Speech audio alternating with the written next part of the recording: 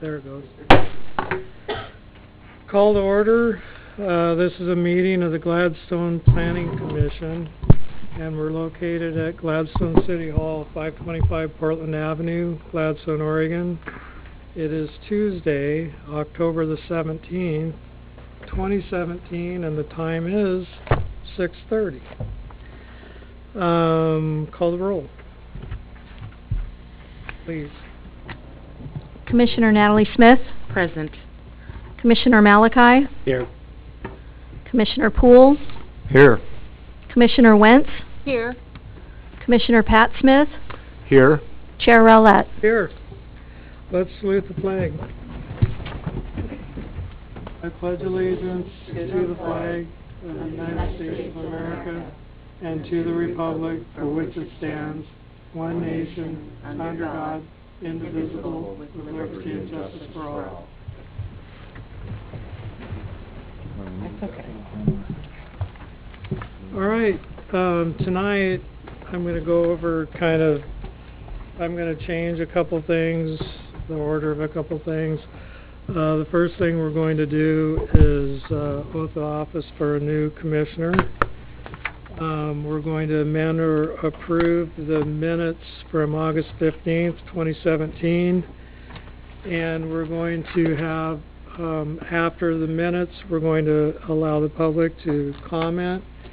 So in order to do that, there's cards that we need to have filled out. So just on the card, if you put your address on there, we can mail you stuff, but when you come and say whatever you want to say, you don't have to give your address.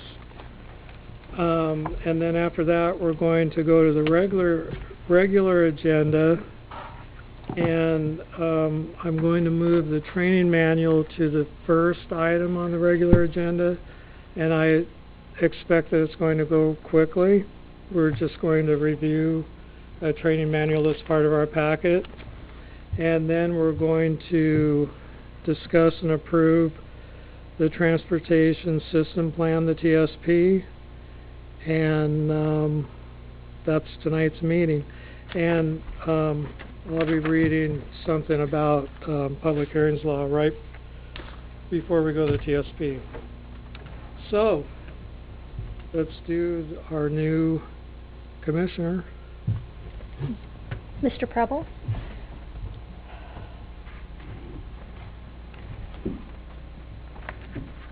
Gonna have to raise his right arm. Raise your well.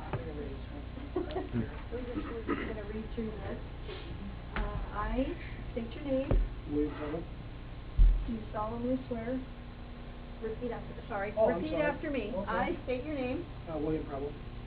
Do solemnly swear Do solemnly swear that I will support the Constitution of the United States that I will support the Constitution of the United States and the state of Oregon and the state of Oregon and the Charter and Municipal Code and the Charter and Municipal Code of the City of Gladstone, of the City of Gladstone, and that I will, to the best of my ability, to the best of my ability, perform the duties of Planning Commissioner perform the duties of Planning Commissioner for the City of Gladstone, Oregon, for the City of Gladstone, Oregon, during my entire term, so help me God. during my entire term, so help me God. Please sign. There you go.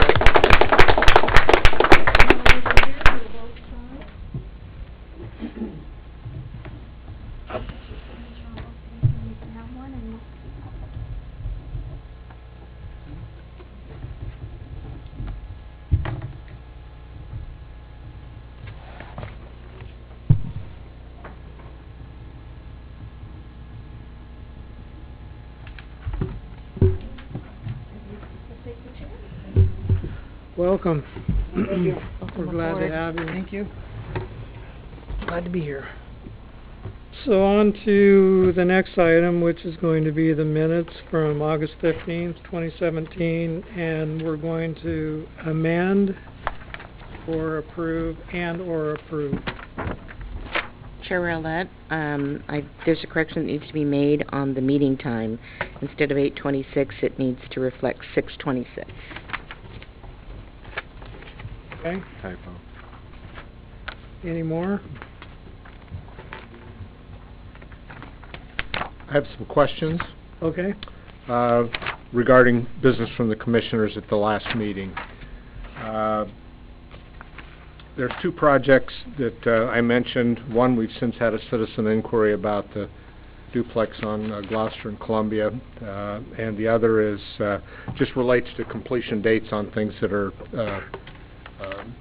grants that come through this commission to proceed with the project.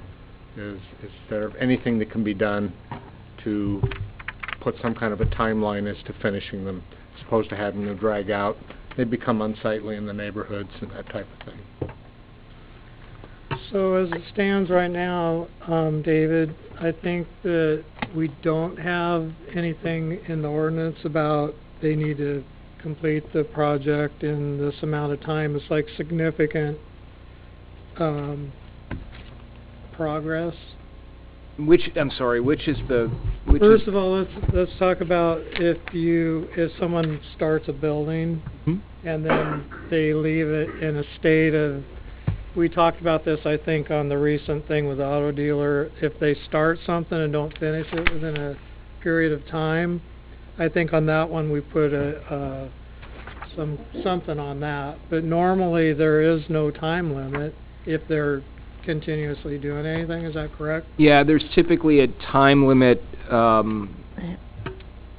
Generally speaking, there's a time limit within which a land use approval is valid for. So if someone doesn't basically begin development or construction within that 1-2 year time, it depends on what it is, then they would have to come back and reapply. But I know that's not really your question. Your question is, I think, after it's started, but it's just taking forever to complete. It actually is kind of stopped.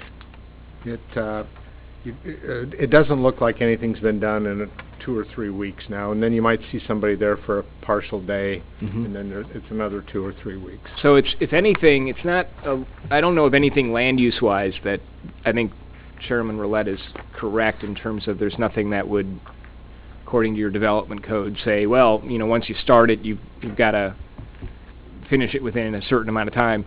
That said, the building code might have something to say about that. And you know, as far as what that answer would be, I don't know. That'd be a question for the probably the county's building official to determine whether there's something in the building code that says, you know, that puts a time limit on that. Chair Can we make a Rowlett, note? I wanted to let you know that I did speak with Clay Glasgow regarding building permits, and he had indicated that generally speaking, within 6 months the permit will expire. He did clarify that. A permit can be renewed if the request is made before expiration and good faith effort is being made. 6 months is typically the magic number according to what he had indicated. So if I understand correctly, if someone starts a building and they don't have it done within 6 months? No, I think they have to, I would need to clarify further with Mr. Glasgow. He's not here this evening, but it's my understanding if they've started something within that 6 month period. I think in the case of a particular building on Gloucester, they started it and then it stayed in a state of, it looks like they, you know, put some walls up and stuff like that, maybe put the roof on, and then there was nothing done for quite a while. But then they started working on it again, so I think that's within the code and the permits. Yeah, I mean, I would assume, you know, I would have to confirm it too, like Tammy said, but I think what the 6 months relates to is if you apply for a building permit and they issue you one, right? You've got to act on it within 6 months. You've got to start something within 6 months. But I'm not aware of something that says, I mean, it doesn't mean it doesn't exist, but, you know, once you start something, you have to complete it within a certain amount of time. Could I weigh in real quick? This is the famous slippery slope, because I look at the old elections building, and they're the contractor, you know, it drug on, but it's coming together and it's looking good, and there's a real fine line, because we're talking about people's property, and if they're trying to make an improvement and they run into issues or they get sick, life happens. I don't know what we can do to help expedite things. but I don't want to get too punitive because I don't think that's going to get anything done. And sometimes you get in the middle of a project and it does drag out, and I realize if nothing's happening, there needs to be a wall. But I also know that there's been projects in probably all of our lives that took a heck of a lot longer than we ever thought.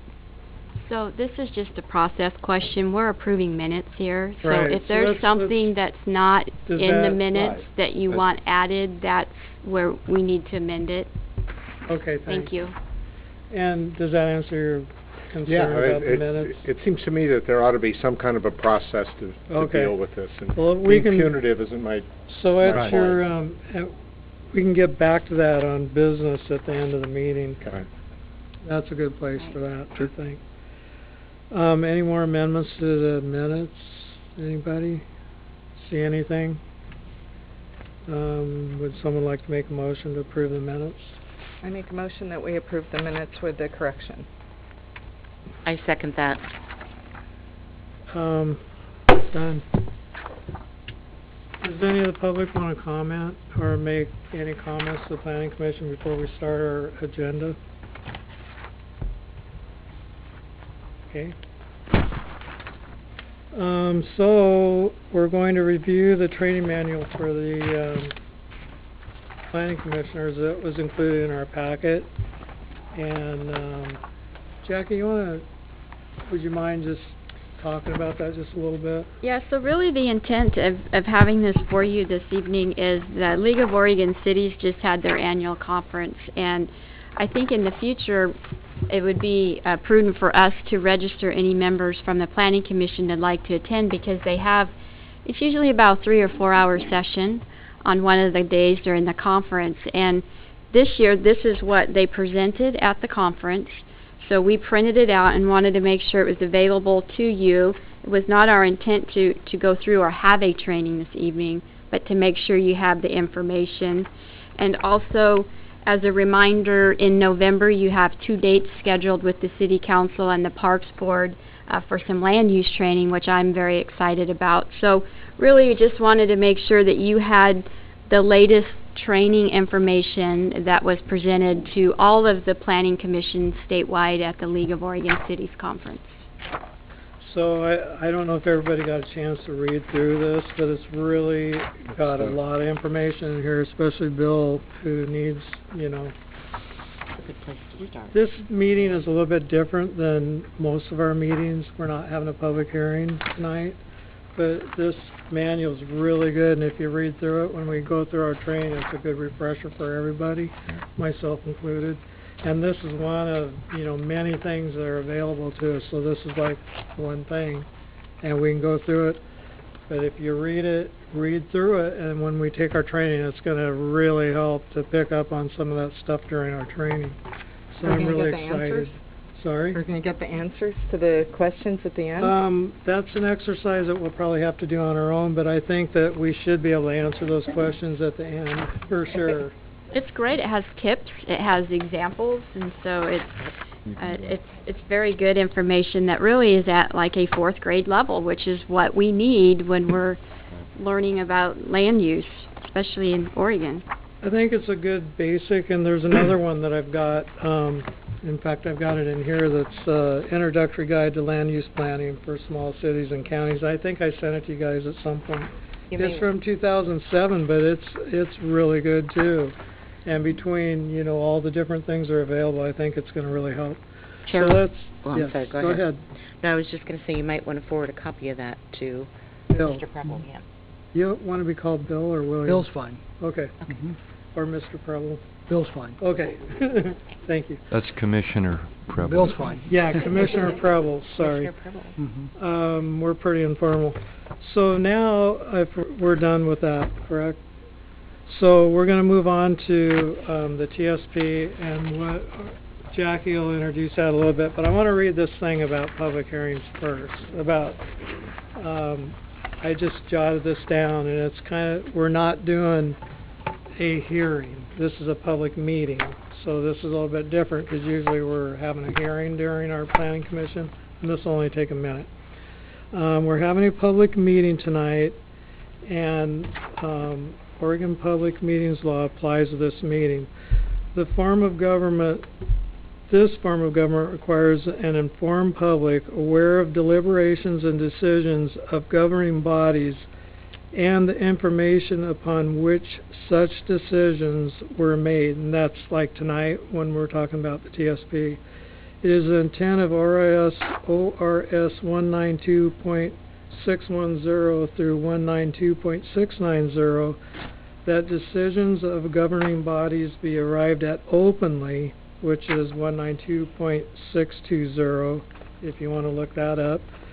These laws apply to work done anywhere, office, home, private devices or accounts, all technology or formats, and the content is what matters. So in other words, tonight, this meeting is being recorded. It's a public record. This is an open forum. It's a public meeting, I should say. It's not a public hearing, so it's a little bit different and a lot less formal.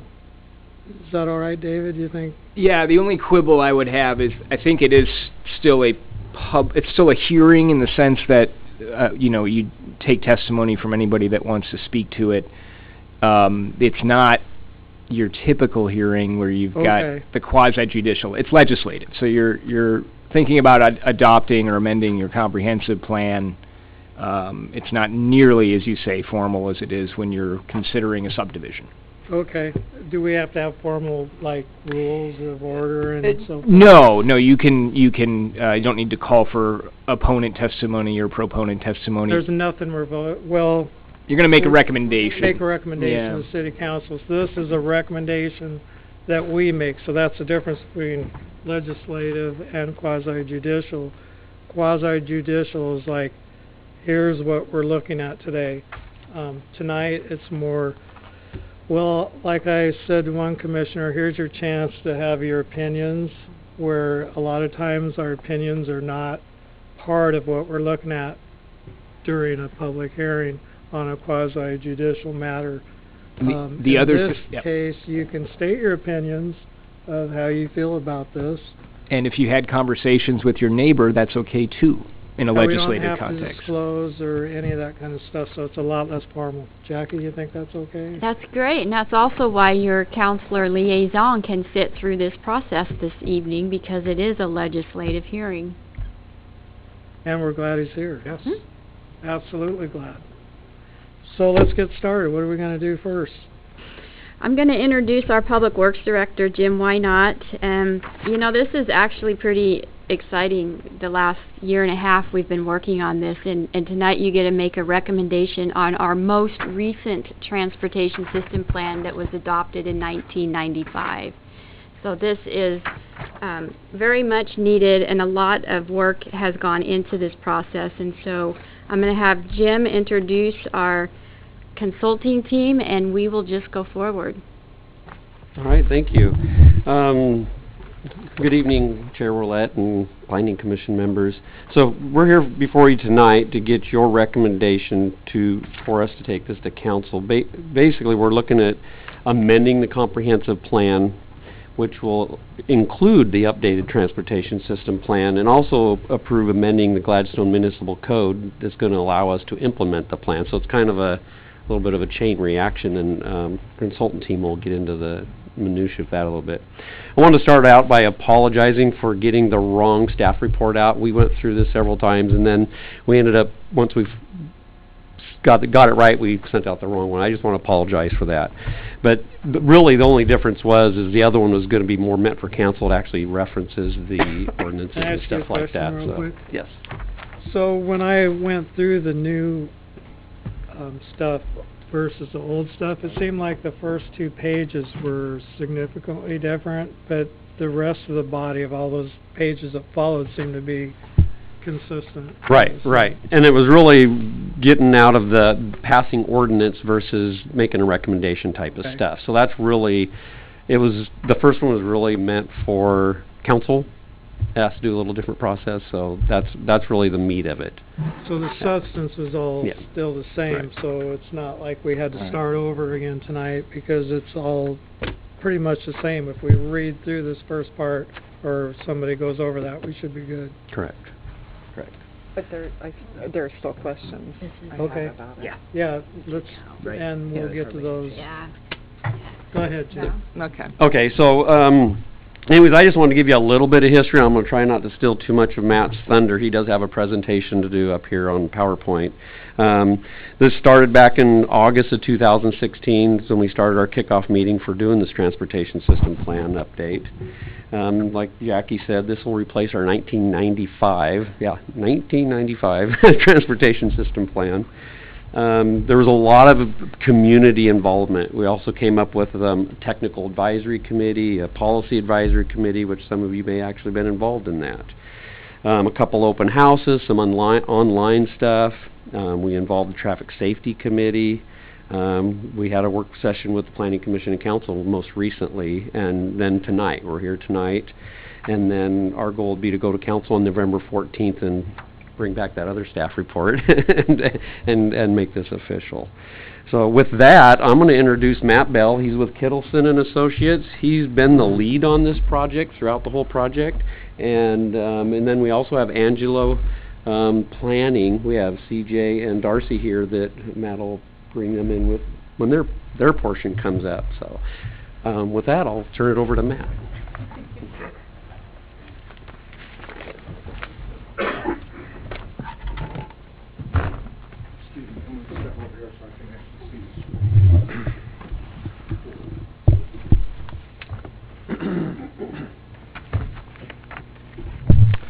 Hi everybody.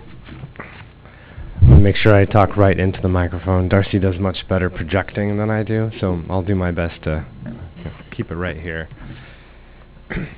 So I know we've met a couple times before, but again, Matt Bell with Kittleson. I've been the consultant project manager on this project from the beginning and participated in all the meetings and public participation process that Jim was talking about before. The presentation I'm going to give is really very brief. It's it's very similar to the one you guys saw before, whereas before we were talking about a proposed draft TSP, now we're talking about a recommended TSP.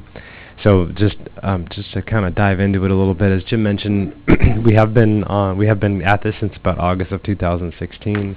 We have been on track throughout most of the project. We're kind of at the tail end here of where we're expecting to be in adoption phase.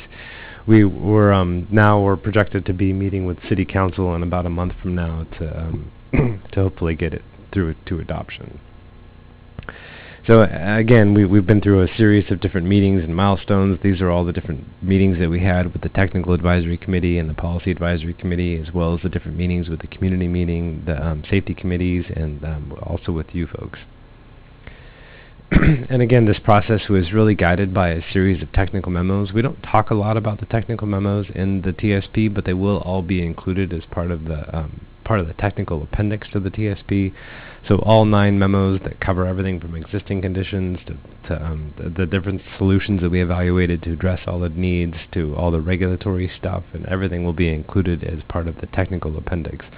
So anything not covered in enough detail in the TSP, certainly you're welcome to dive into that 300-400 some odd page technical appendix for that. The recommended TSP, and this is very similar to what was in the draft TSP, primarily consists of both a planned transportation system plan, and that is essentially identifies all the projects that are needed to address all the needs that we identified in the system. Not to say that there aren't additional ones that we didn't necessarily cover or address as part of the TSP, or things will come up over the next 20 years or so, but certainly it's a really large list of projects. We narrowed down that list to what we call a financially constrained plan, and this is what we anticipate being funded over the next 23-year period. It primarily consists of all the high priority projects that are listed in the different tables and things. And it's really that list was developed based on a review and evaluation of the goals and objectives we developed really early on, and the application of the evaluation criteria. Next, all the projects that are listed in the TSP do have planning level cost estimates, and I emphasize the word planning level because we find out from folks like Jim pretty frequently that those estimates are all on the low side, particularly when it comes to adding in right-of-way and some of the utility costs, and if you have things that are underground that we're not necessarily anticipating, like really high levels of basalt or other issues that come up, then certainly those costs tend to go up pretty quickly.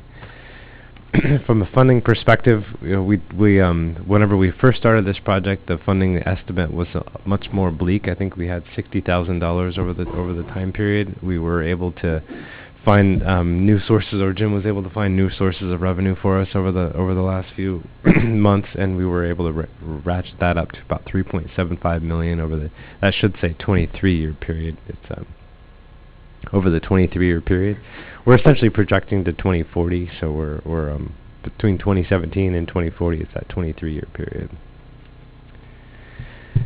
So the TSP itself is organized in a bit of a somewhat of a hierarchy to essentially address all the different elements of the regional transportation functional plan, which essentially starts with transportation system management and operations. These are all those low-hanging fruit types of programs and policies and things that you can implement to really increase the efficiency of the transportation system, reduce travel demand, and try to improve operations through non-capacity based increasing projects.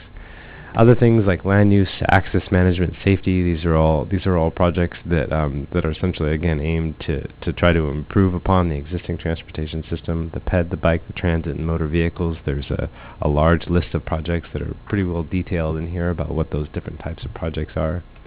And then in the motor vehicle system, not to say that we de-emphasize the motor vehicle system in this project, but we certainly placed a lot more, paid a lot more attention to, and put a lot more emphasis on sort of these multimodal elements that are in the TSP. That said, we are addressing all the operational and safety issues at study intersections and at key locations throughout the city, including 99 in Arlington, which I know was a pretty significant issue throughout the project.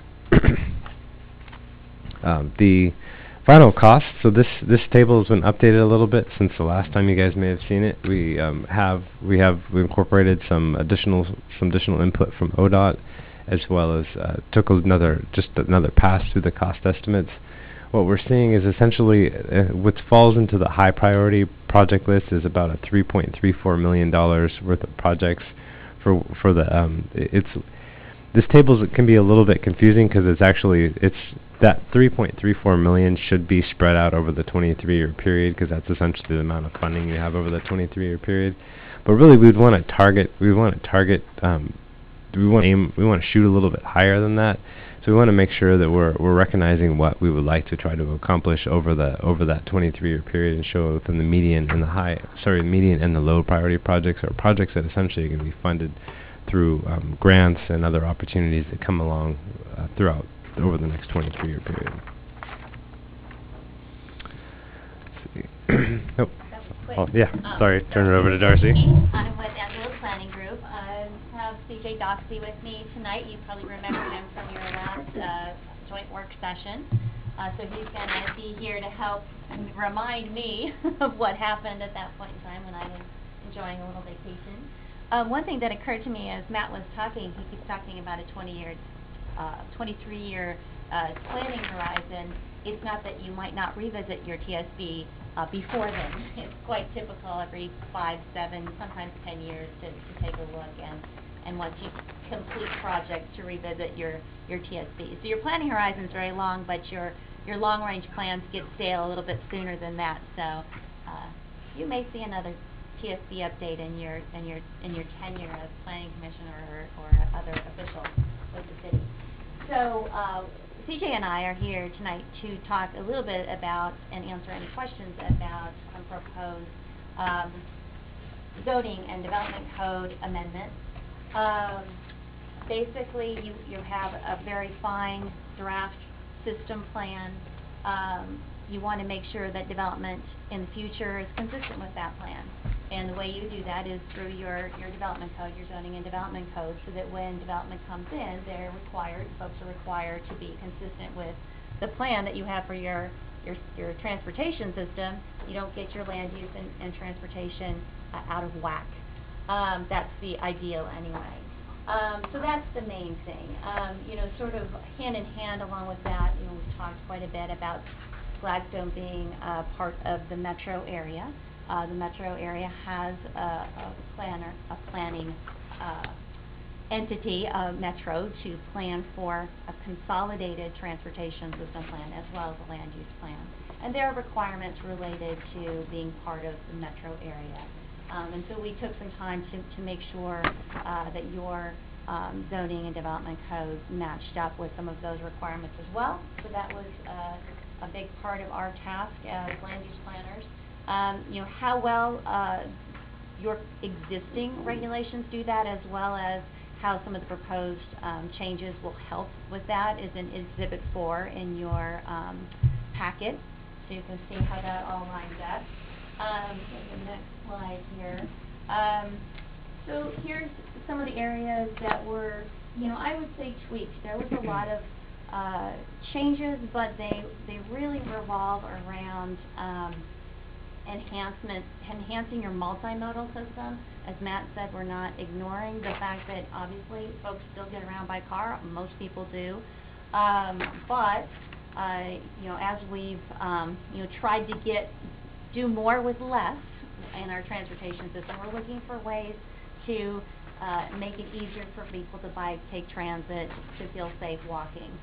So it seems like the modifications are really heavy on the non-motorized. That's true, but your code did a really good job already of planning and requiring developers to plan for your motorized system. So a lot of these changes are around bike, ped, and transit. We're also looking at ways of reducing single occupancy vehicle trips. That's a really big kind of regional goal. And just increase transportation options. Let people get around different ways so they don't always have to take the car. So those are the big themes there. These are the areas of your zoning and development ordinance that were modified. I do want to point you to, if you haven't had a chance to kind of fully absorb, Exhibit 3 in your packet talks about some of the changes that were recommended in your August 15th work session. So there were some tweaks made to that to better respond to some of the concerns that you have had, hopefully. So some of those had to do with how you calculate the number of parking spaces when two different types of uses are using the same lot or the same building. We clarified some of that. There are some proposed provisions for allowing for parking loading within the right-of-way. So instead of requiring a developer or parcel owner to provide, perhaps truck unloading on-site, which takes up a lot of land, particularly if you think of Portland Avenue and some of those smaller lots. So to allow for those provisions under certain prescribed circumstances, but that, again, kind of infusing a little flexibility into your code on that. Initially, we had a reference to the downtown revitalization plan and the cross-section standards, design standards for Portland Avenue. That plan isn't before you yet. It will be next month, but was a little premature, so we took that out for the time being until you make a decision about what you'd like to do with Portland Avenue specifically. Maybe the other thing I would touch on was, I believe there was a conversation about transportation impact analysis. That is a big chunk of code. It's a really good tool to allow you to get more information about how a development proposal will impact or potentially impact your street system and also safety, intersections, again, even bike ped requirements. And the Planning Commission's role in that requirement, and we didn't make any changes to that section. Basically, the argument for kind of leaving it the way it is that any type of development proposal that would trigger, those thresholds of the requirement that would trigger a transportation impact analysis, that's coming before you anyway. It's going to come because of design review or be a conditional use permit. You're going to see the analysis. You'll be able to determine whether or not that information is adequate to make a good decision. And you also, with this new language, have a very explicit role in conditioning approval to actually condition transportation improvements as part of the approval action. So, I think I'm on my last one, just kind of a little wrap-up slide, why, again, you're taking the action that seems different, obviously, than your comprehensive plan level TSB. You're going down to the details and really actually making some new requirements or tightening up some things in your development code. And here's the reason why. You really just want to make sure there's no discrepancies between your TSP and your code. For example, the code now really refers to your TSP for your standards. You don't have them in two different places. One doesn't get old and get changed, the other one doesn't, for example, going forward. Street connectivity, again, making sure you have a connected system for all modes of transportation. Again, clarifying some of the off-street parking and on-street loading provisions. Adding requirements for non-motorized modes, and just making sure that your land use decisions are in sync with the plan that you have for your transportation system. So,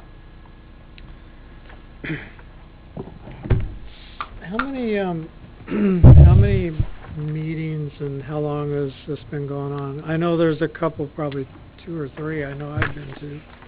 So we've discussed a lot of stuff, and like the last meeting, I think we talked about the parking and different things. How many meetings do you think have been public meetings have we had over the TSP? I think Matt can Yeah. show you that slide. It's several. But I can tell you exactly. Yeah, so there were 4 meetings with our 3 meetings with our technical advisory committee, and then one sort of quasi online meeting.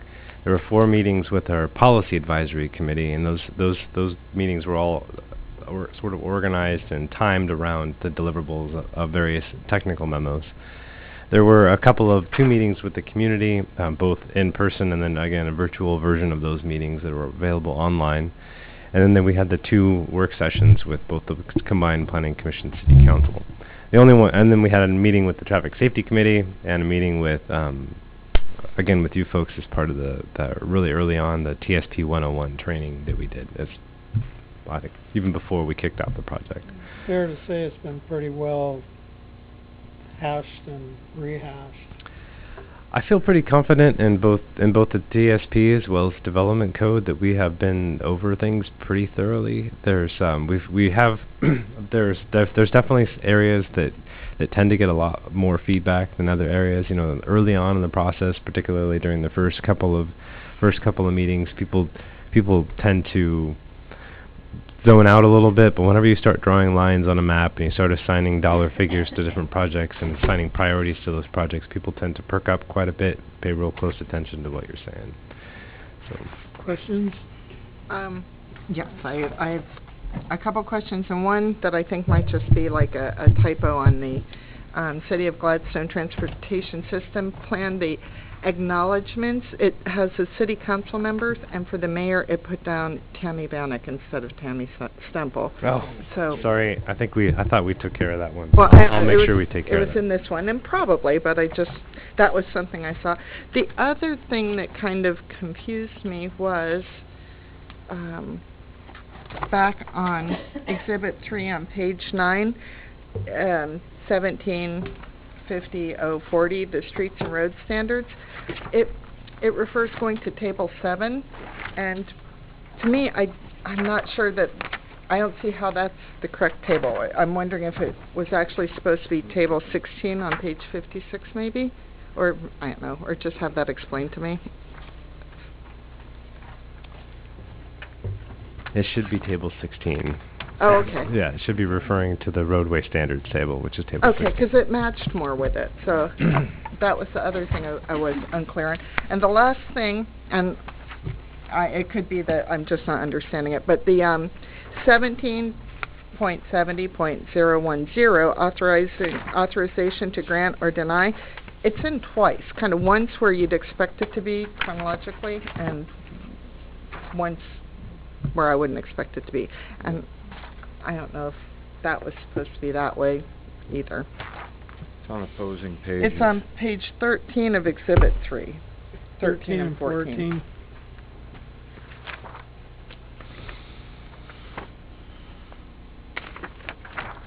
Oh, Same code number for, in you're both talking places, about so.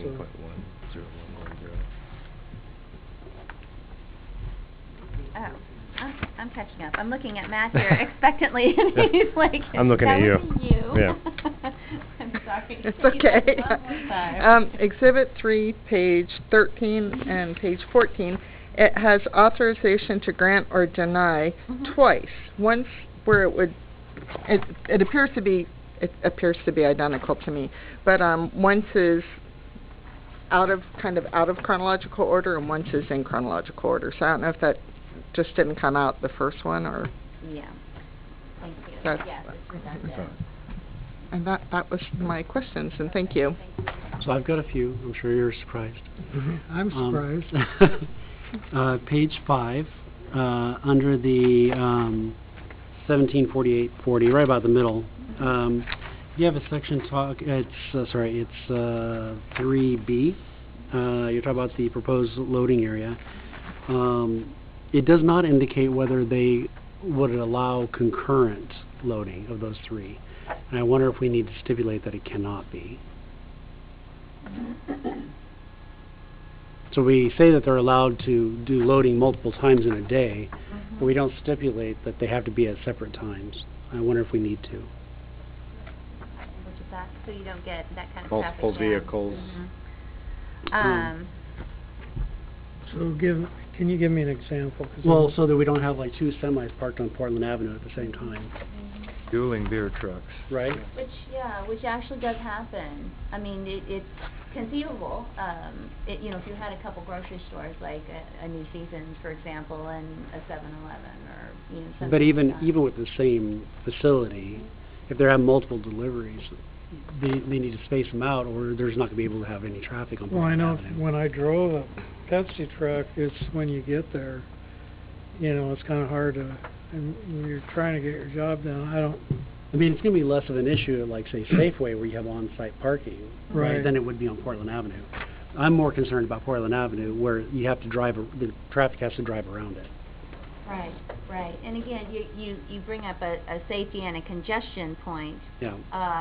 It is difficult to stage because you may have different vendors coming at the same time, and because the hours are restricted, they'll need to, again, I'm thinking convenience store or bar, where you may have a vendor with food or a vendor with beverages that are not the same. I mean, it may be as simple as limiting it to one on-site loading area, or one on-street loading area or something. I don't know. You think per business then? Maybe, yeah. I don't know what the correct wording is. Yeah. Maybe just take a look at it. Yeah, definitely. My second one is on page 7, and it has to do with, so it's 1750-20 6C, and it's talking about the hard surfaces there.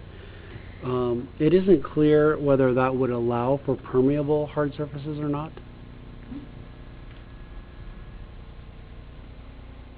And then on the following page, right about the middle, 7B, the capital B, it mentions within 200 feet of a transit stop. It's not clear whether it matters if it's on the same side of the street or not.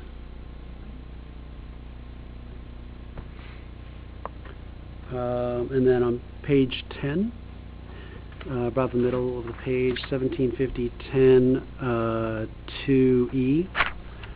This one is what I'm actually concerned about. It seems to say that acquisition of property is explicitly allowed. I'm not sure that is something I'm comfortable with. Could you tell me one more time where you're referencing? Sure. Page 10 is 1750-10 2E. It seems to stipulate that if it's acquiring property for something listed in the plan, we don't have to go through the normal process and get the normal approvals, normal hearings. It's just going to be allowed. And I'm not sure that that's something the public would be okay with. And so the purpose of this list really is to identify those types of transportation-related decisions that are not subject to a land use approval process. Yeah, I understand that. Right. But you're talking about acquisition of property. Basically, it's the transfer, it's a legal transfer of property, doesn't typically come through for a land use decision process. It's just the way this one is written, I could see this allowing for the city to acquire property from somebody involuntarily because it's explicitly granted. That would not be okay. Is that standard, or is that not standard?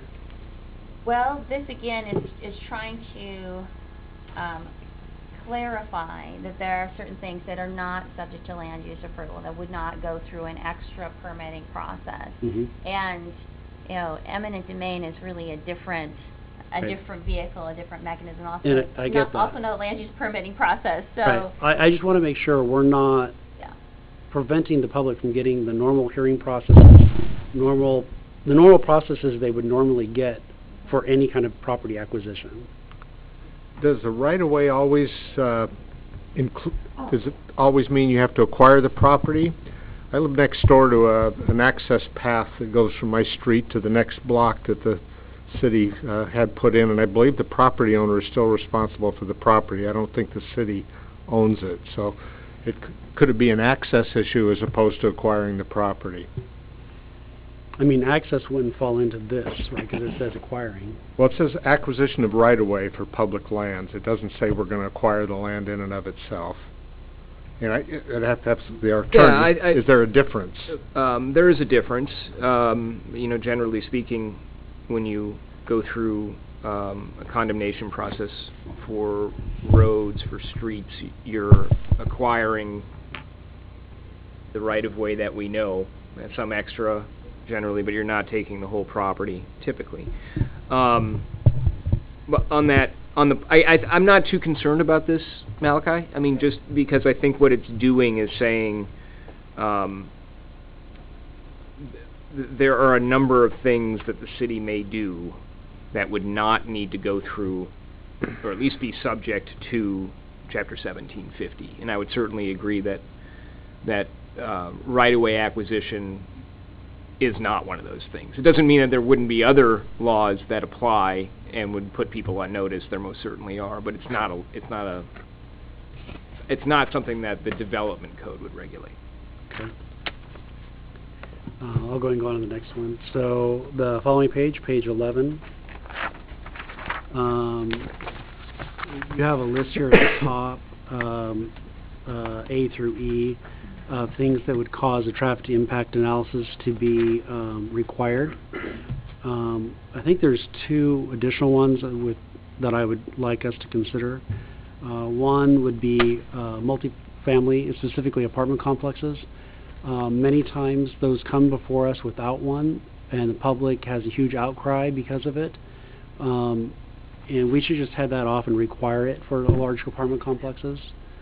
I don't know if there's a certain number of units that would be the cutoff point, but every time it comes before us for an apartment complex and they don't have one, a lot of people complain. And so we should head that off and require one for large complexes. I don't know what the cutoff point should be. Doesn't it say 25 cars here? Well, 25 trips, but or trips. Yeah. That's pretty But trips low. isn't cars. Yeah. And I have, this not to take over here, but I have the same concern, and we're kicking some cans down the road here on this issue. That's what we're doing. Trips. And the other one I'd like us to consider for this, also because of public comments that we keep getting, is we might consider if habitat zones are involved in it, that we might require a traffic study on that property as well. So just for reference, the 25 trip threshold refers to about 34 apartment units. So if you have an apartment complex with fewer than 34 units, then it wouldn't meet that trip threshold. And 25 again is roughly the same as about 25 single-family homes, and so it's a relatively small number for a majority of apartment-type developments. if that helps provide any clarification there. Sorry, can you clarify? Did you say that 25 trips would be 34 units? Roughly 34 units in a multifamily setting. How would it be less than one trip per unit? So apartments have a lower trip generation rate than single-family housing. Apartments generally have about a 0.72 trips per unit, as opposed to a single-family house, which is 1.02 or something like that. Or is there anybody else's thoughts on it? Well, I don't want to get too far in the weeds, but based on what I saw on the 122 unit complex that we're all aware of, when I'm talking about the trips by the tenants, I'm not talking about the garbage man, the visitors, everyone else. So this has been an issue ongoing in a lot of communities where, and this is why I'm saying this is a can we're kicking down the road, because it's an important consideration, and I know a lot of this is about what is it going to cost to develop. You know, we get that, and nothing's going to be perfect when we're done, but we don't want to duplicate what we're seeing too much of elsewhere in that aspect. And I recall, now I'm not to get hung up on that, but as a planning commissioner here, who frankly had no choice to approve that project, when the concerns were raised about visitor parking, we were reassured that they would have an aggressive towing policy. And you get my message here. We're not allowing enough for the real world in terms of parking. Even if we do a lot of things to reduce overall trips, I'm all for that. I'm just wondering, are we really being realistic about this? And it's an ongoing thing. Thank you. So are we, when we make our recommendation, are we making changes to this? I would hope so, because I wouldn't approve it the way it is. So which part? I mean, we're giving them feedback right now. Yeah. I'd want to see the changes as well. So how are we tracking those changes? RC is tracking the changes as we go through these, and at the end of the evening, if you all agree with the changes, you can still do an amended recommendation. Okay. Yeah, and I would like to point out, certainly you would have had additional information from a trip impact analysis for the proposal or for the apartment complex that you approved. So that definitely is... We almost never get them. Right, but this language now, of course, would have required that, right? However, if it were a lower unit, as Matt said, if it was, say, 34 units or lower, probably would not have generated 25 p.m. peak hour trips, then you would not have gotten this additional information for your decision making. So there is, as you also suggested, kind of a trade-off with those smaller developments. Obviously, well, maybe not so obviously, but typically their margins are lower, right? They're not able to recoup their investment in developing that type of product. And this additional requirement will cost them some money to do that. So it will actually make that development more expensive. So you will be requiring, if you require all multifamily, and again, I would have to go to your definition of multifamily, but I'm assuming it's beyond a triplex, so it will be the fourplex or beyond. You would always require this additional information. That is an expense, and that will make that type of housing more expensive here in Gladstone. Again, in the region, trying to find more places for people to live in urban areas, trying to look at how to provide more multifamily, more affordable housing, that'd be kind of going in the other direction. It's not super onerous, but the smaller the project, the more a requirement like this will add onto the cost to develop it. So that's... Were you suggesting that how would you suggest that we alter that? I mean, I don't know what everybody thinks would be the appropriate cutoff point. Well, we'll ask them.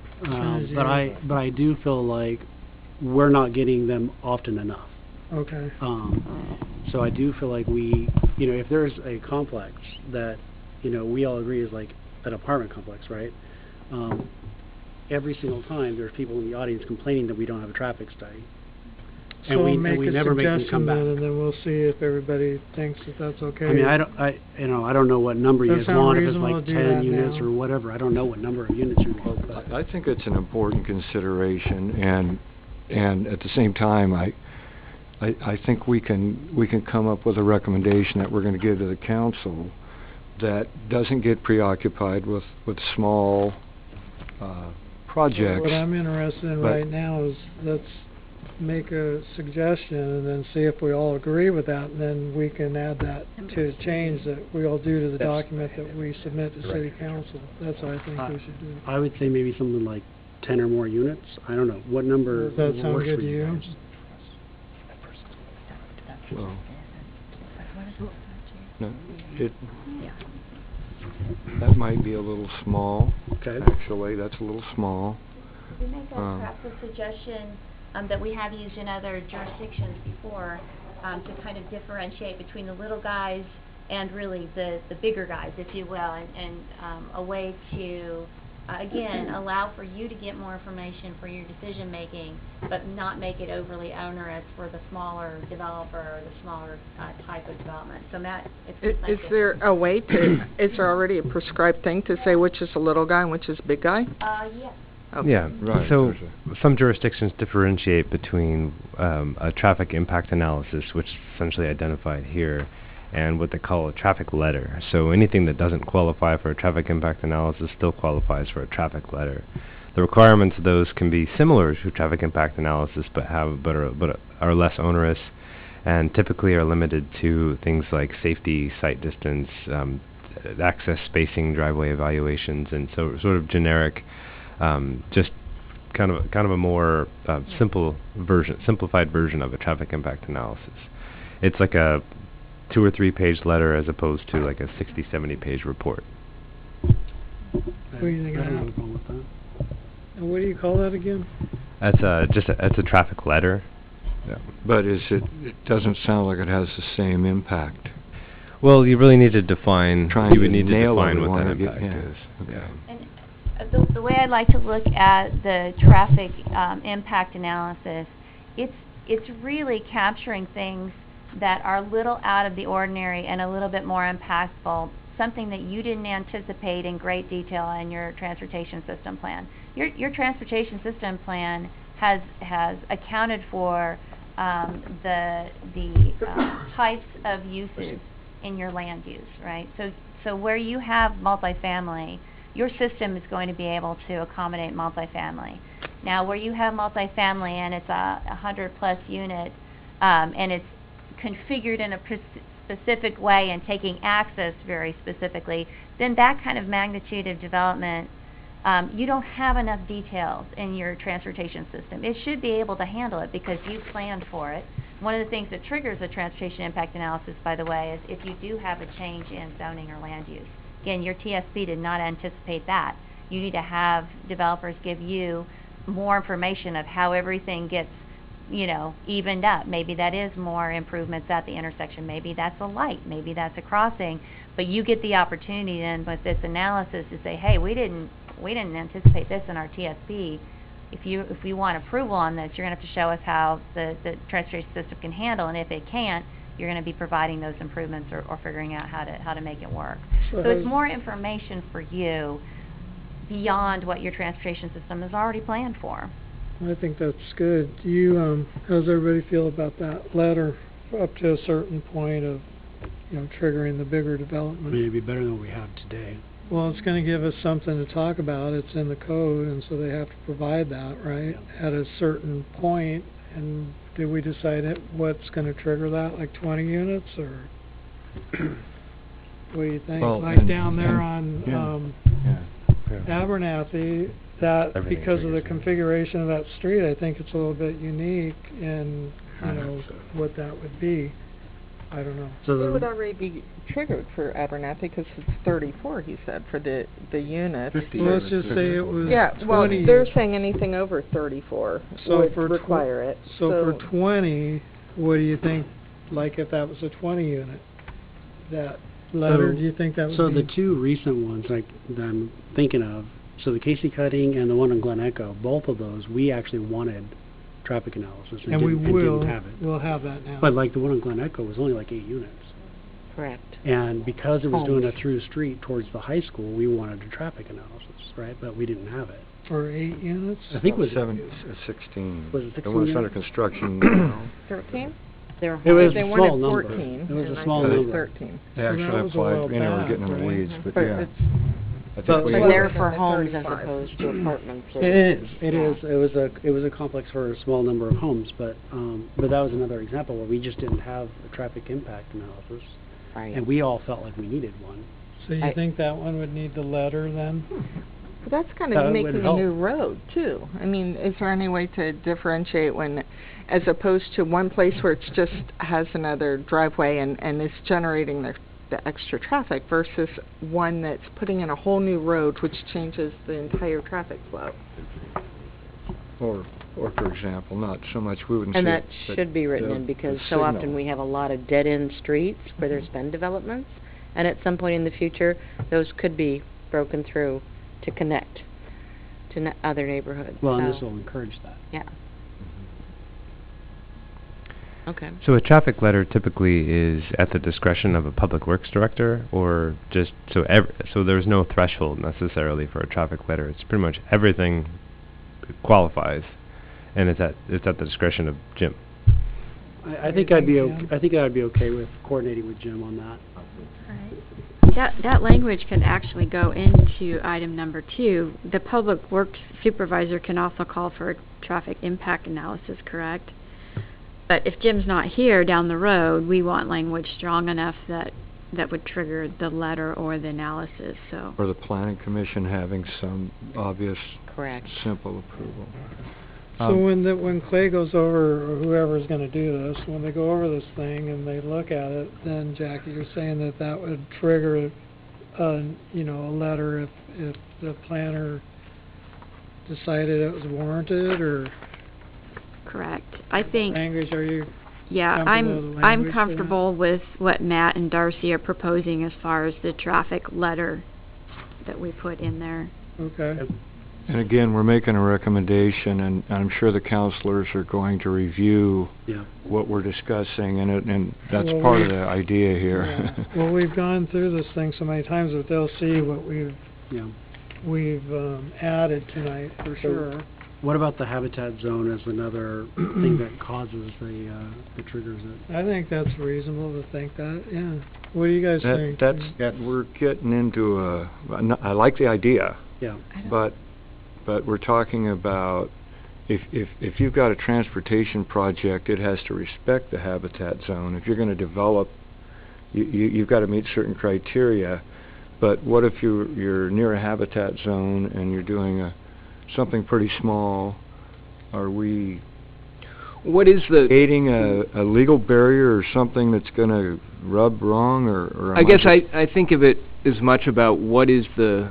I think you could have that in there. I don't think there's a legal problem by saying, Okay. if you're developing within a habitat conservation zone, or, you must supply a TIA. But I'd offer it maybe just as the devil. What's the connection necessarily? Because the That's TIA what is I going to was be saying, looking at yeah. capacity issues So I and brought things it like up that. specifically because when in cases where those are brought before us, the community's coming in and complaining about needing that. I just don't know if it was... I think from that application, and this is my sense anyway, there were a number of sort of issues of substance. One was traffic. Another one had to do with the wetlands and the habitat. I don't... But they did talk about the traffic having impact on the wetlands. Oh, okay. Right, and we wouldn't have anything to say one way or another if it would. Yeah, I don't think you're... I mean, I defer to But I engineers think- that know but I this think stuff the better than I. traffic But I don't know if a might be TIA is enough going to for get into... that normally is like, let's look at an intersection, let's look at turning movements. Right. I don't know that it would have much to say about, oh yeah, there's also, native bird habitat in this area. Yeah. I just don't, I don't know.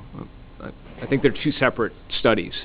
Yeah, I would agree with that. I mean, you're looking at the reasonableness of developing in a sensitive area, so you really do have those controls in a different part of your code. Okay. And the impacts of additional trips after a roadway is already pushed through, I'm not sure. I mean, again, it wouldn't be typically as part of the TIA, and you wouldn't be requiring transportation improvements necessarily to mitigate for impacts to a natural area.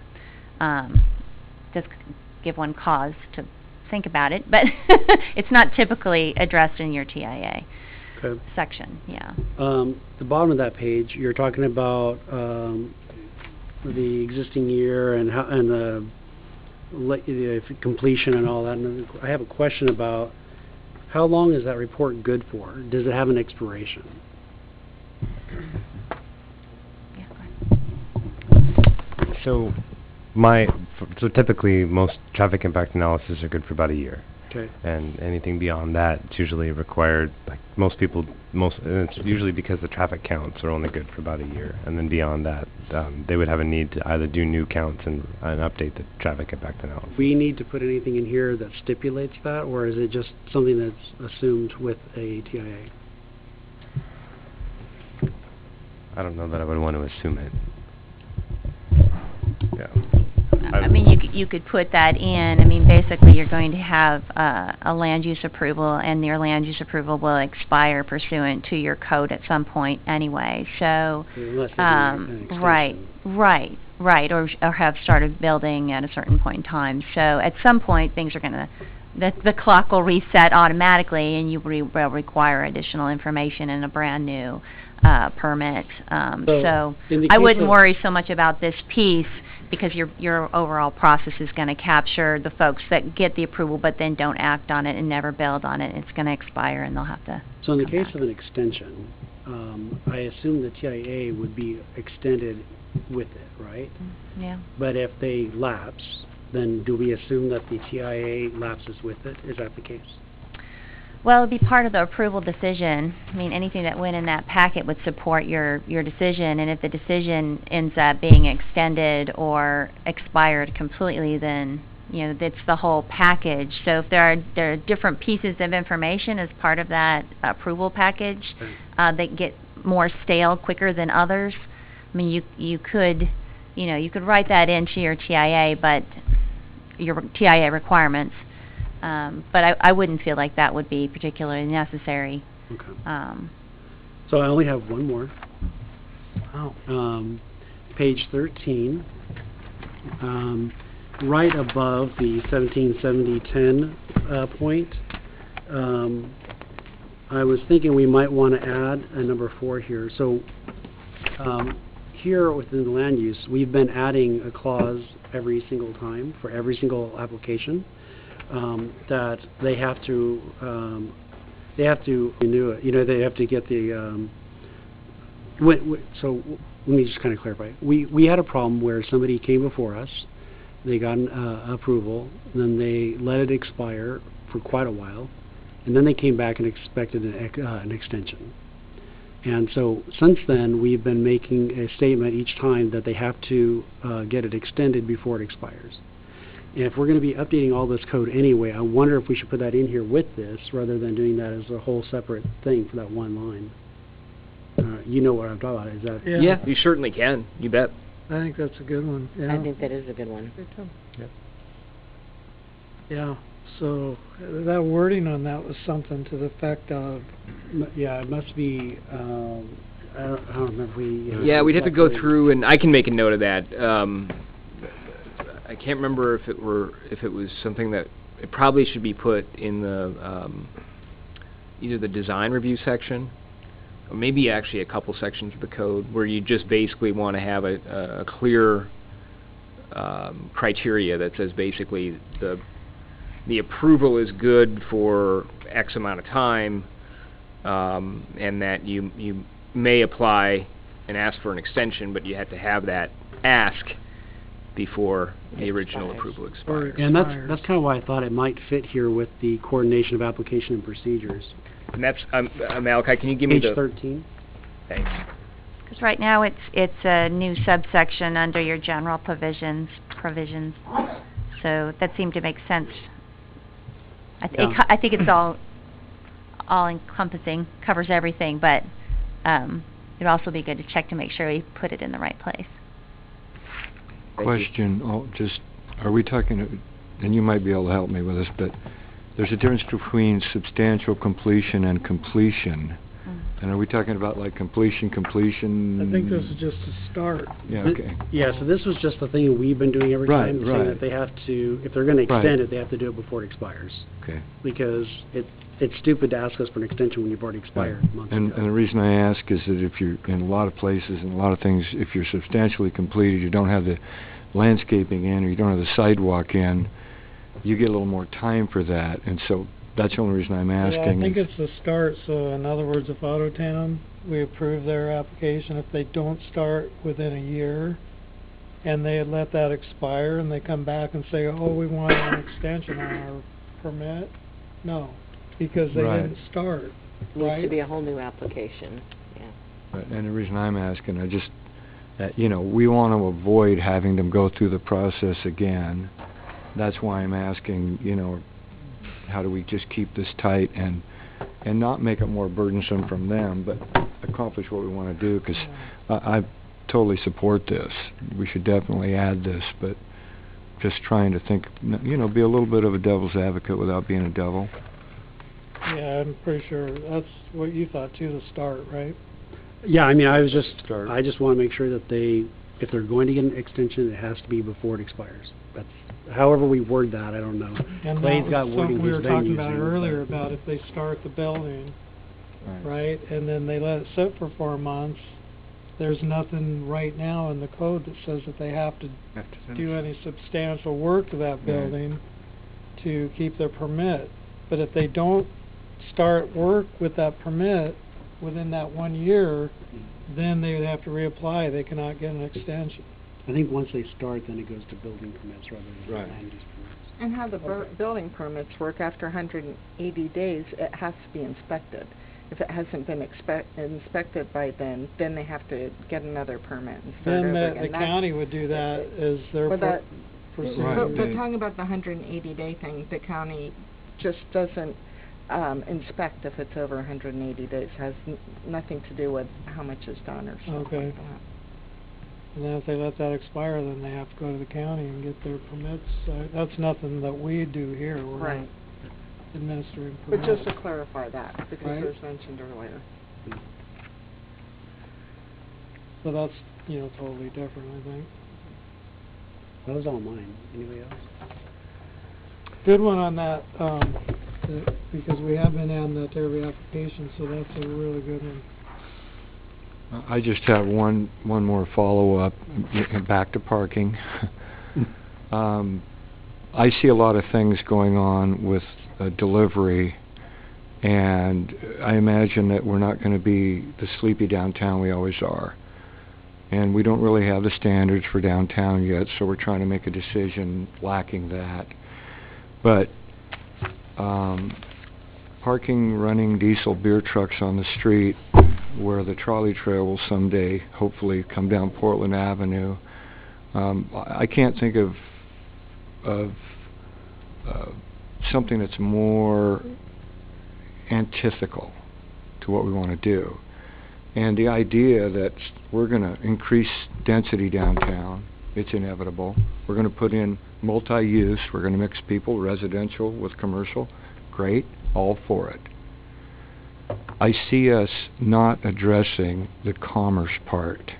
I see us, as I've seen a lot of places, this isn't just here, but I want you to, the next time you drive down Beaver Creek Avenue at 10 o'clock in the morning, and you're up in Oregon City on the way to get a permit, or up there on Beaver Creek Avenue, take a look at the beer truck that parks out on Beaver Creek Avenue and blocks the lane, because there's no way for him to even get off there.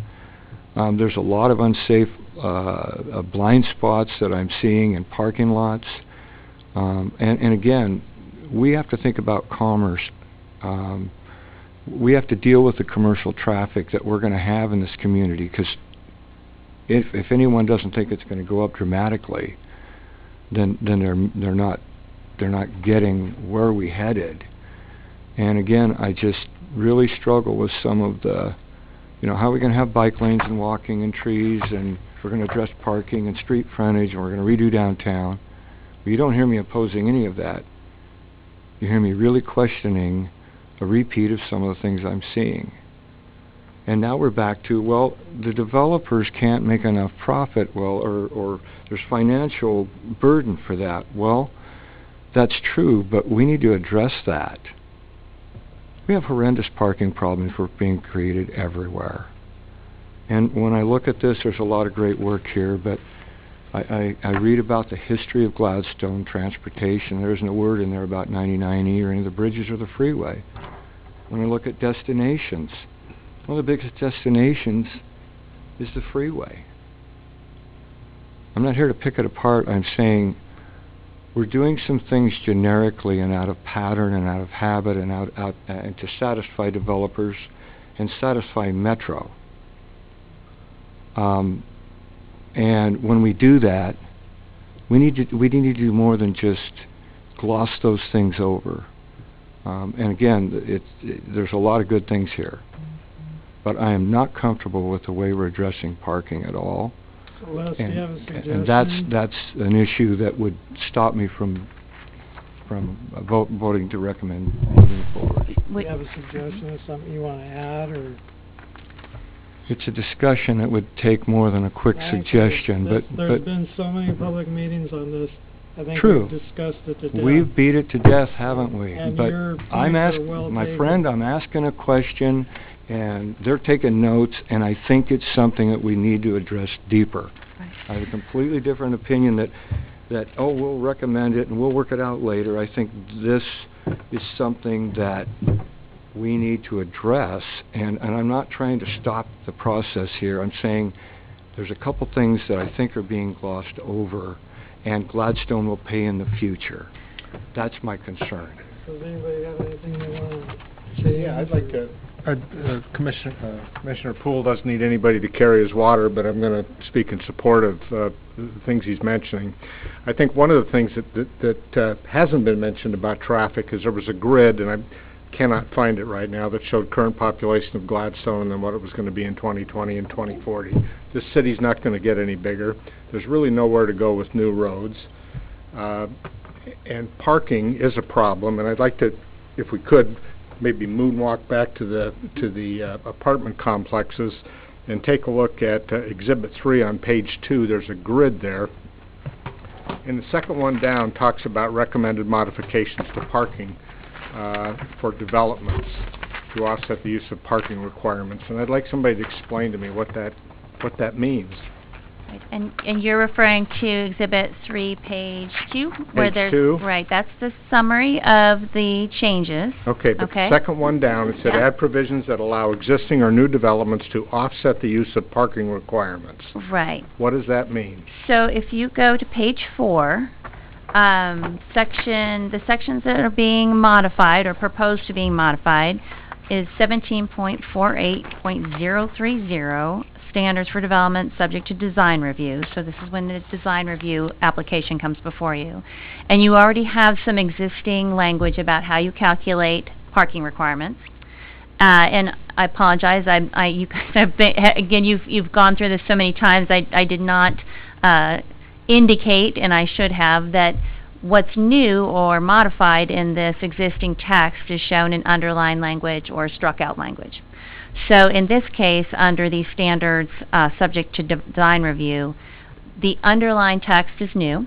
Mm-hmm. And so in sub 1C there, we are recommending that basically you change your calculation slightly to account for the possibility that two different uses using the same building, the same site, instead of adding both of those uses, those requirements, which could result in more parking than either one of them actually need, that you actually allow for taking the I guess we're still at the highest minimum parking requirement. So you choose between the two. You don't add them together, the laundromat and the, I don't know, dry cleaner. That's a terrible example. I couldn't think of anything. No. But again, we're looking at ways so that you don't overpark, right? I know parking is a consideration, and you definitely need to have enough parking to satisfy those uses. But in this particular instance, there's a slight tweak to just make sure you have enough and not require so much that it doesn't make sense. Again, that is just an option, but So that's let's- the suggestion. Were you thinking that, 'cause I got lost in there a little bit, were you thinking that we need to limit the amount of, like, we're not gonna let, what this was dialed in towards, if I remember right, was if we're having businesses on Portland Avenue, that they don't have to have 3 spaces for the T-shirt place and 3 more for the comic store, that they can share those, so the requirement would be smaller. And then, was that kind of, what were you thinking, that we need to make them have 3? But we're not changing any Right, we're of the not changing ratios. it. We're really not No. touching parking. We're making tweaks, and there's 2 more. There's only 2 more tweaks that I can explain. And again, it's completely up to you whether you would recommend those or not. I would contest that one is actually a tightening of your requirement rather than a relaxation. But let me just make that very clear. We're not touching your ratios. Now, the downtown plan does look at how touching those ratios and actually changing them allows for more developable land, right? So more Okay with space that, on or it. was But we're that not doing fine? that with this project, and it's not part of this recommendation. What does that go in with Chapter 6, Transportation System Management and Operations on page 39, about limited and/or flexible parking requirements, which kind of says what that other one said about combining the minimums and not having to have each one. But it also has a line in there that says cities can also provide developers the option to pay in lieu fees instead of constructing additional parking. And this option provides additional flexibility to developers that can increase the likelihood of development, especially on smaller lots where surface parking would cover a higher portion of the total. So in other words, there's going to be a lot less parking. And I think you touched on it, that it was something to do with Metro wanting to get us out of the cars. I understand that. But this, I mean, so a big developer could afford to pay X number of dollars to the City of Gladstone instead of putting parking, which would then impact the neighbors who would get all these people parking. I can actually answer that one because I asked him the same question at the last meeting. And this was, I asked about that, and he said that it would be the case like Gladstone had a municipal parking lot, for example. They could pay us for the right to use that municipal parking lot as part of their parking requirement, right? That's absolutely correct. Or we could say, no, we want, you have to have the parking. Okay. Right. So there would be things to catch to make sure that parking's not going to be on neighborhood streets from new development. Okay, then I'm fine with it. I pay attention. I had one other question on Exhibit 3, page 1. Kind of in the middle of the page, it says right-of-way and roadway with references specific to the draft downtown revitalization plan have not been included. And it seems to me we had at a prior meeting talked about Portland Avenue and maybe a 3 or 4 block length. They were going to narrow the road, do some build-outs, eliminate parking altogether in there. And I would suggest there's a city just north of here, Milwaukee, which is roughly our size, slightly bigger, but we're in the same ballpark. They also have a wide main street with angle parking, and occasionally they block some of that off for events or things that may be going on in the city, but they don't penalize the businesses by eliminating the parking. And if you're going to want to go to the dentist or the lawyer or the civil engineer that's on this block, and you can't park there, that's not good for their business, and I don't think it's good for overall Gladstone. And I'd like to understand why something similar to Milwaukee wasn't considered for Portland Avenue. I mean, I'm not saying Milwaukee's the cat's meow, but I'd like to understand why that this would be better for our city than something that allowed better auto access into the core. But just to clarify, that's not what's before you tonight. It's not part of your transportation system plan. It really is addressed in your downtown revitalization plan in great detail. Again, something that's going to come before you next month for a recommendation going on to City Council in December. Okay. So there's just But there's there- nothing there's before some you right overlap, now. though. Oh, definitely. And actually, those elements of the downtown revitalization plan that the city does end up adopting will amend your TSP, the TSP that you'll have just adopted. But there is right now a placeholder for Portland Avenue because those considerations were varied. That conversation was definitely in depth and detailed, and it's ongoing.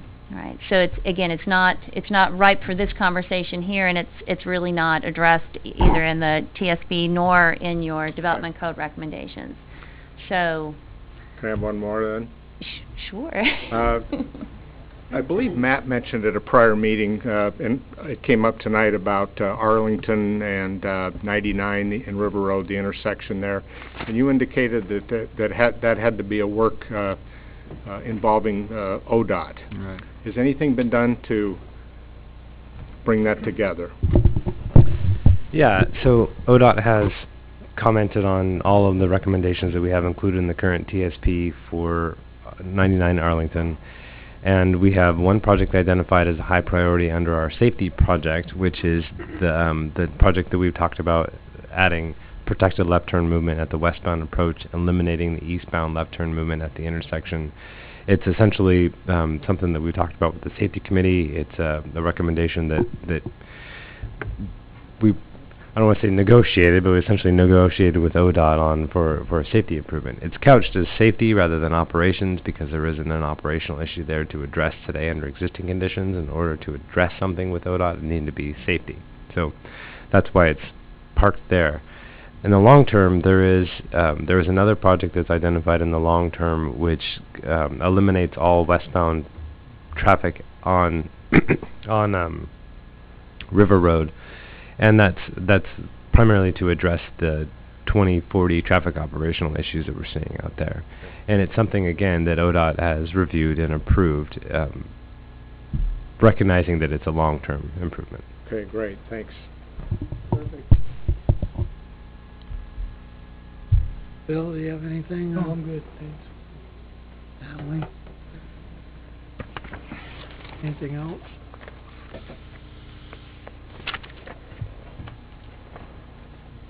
Good. Jim? Got anything on this? You guys make the rules, and I'm gonna be you guys making them. City Council? I appreciate that you brought up issues that you're looking at the bigger picture than just the transportation, which is what pulls you a little bit in some of the other directions and wanting to connect it all together. And I think that it's good that you're not so focused down on one thing. And I'm glad that the advisory, that the consultants also are trying to balance the things that you have to balance too, which are the needs of the developers, the needs of the city.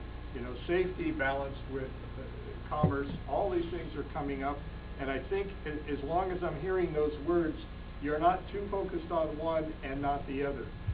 You're doing your job of trying to see that they're kept in balance and that those competing needs are dealt with appropriately. So whatever you decide tonight, you know, the council will be well informed by the work that you've done tonight to go forward on this. And we may go along with everything you decide. We may tweak it a little bit more, but this has been a good process, and I'm glad to have been able to witness it. Anybody else want to make any comments? I think that's okay, isn't it? Sure. Actually, just one quick thing, and less just to speak to the parking issue, is, and I not to try to put this to rest or anything, but we have talked a lot about parking throughout this process, and I know some of it came from the discussions with the downtown revitalization plan and a lot of the issues that came out of that, and just parking in general is always a soft spot for a lot of people, and it's something that everybody experiences and everybody feels. And so from a TSP perspective, I feel like we've done what we can to address parking in a small city for a TSP. We have a couple of projects identified under our TDM plan, and didn't want to bring these up because I don't want to sound like we're kicking the can, like you said. But we do have a couple of projects that we've talked about with our advisory committees. We also talked about it with you folks and revised them as a result of some of those conversations. And so there are 2 projects to refine the city's parking code and to create specific measures to be implementable over the long term. So there are projects in here to try to help further address that. I also know that the city has some interest in updating and further updating its development code, and so a lot of that stuff it just evolves. And the parking in particular is one that again is a really sticky subject that people are constantly trying to mitigate. So I just want to say we do have a couple of projects in there. We have a good number of things that we've tried to do to address some existing issues. The revitalization plan is going to do a little bit more, and but there's still more that can be done. So hopefully the projects cover that in the long term. I'd like to add to that, and just for everybody, these are sort of like our master plans, and the projects are starting points, right? And if they get started next year or 5 years from now or whatever, they still go through a review process and budget, and it's not like they just, we pick up the book and say, okay, this is getting implemented tomorrow. And I think that's important for people to know when they may not feel comfortable with a specific project or implementation in detail, is like all of our other master plan projects, they're not set in stone just because they're in the document. It's really just a starting point to let us know how to look at it. Right. I would just add that we don't have a parking lot. Who knows where that'll come from? Sure be nice to have one, though. And that I appreciate your responses, but I still see safety issues with how we're going to, and I look and I say to myself, what unique things do we have in Gladstone? One of them is we have alley behind one side of Portland Avenue.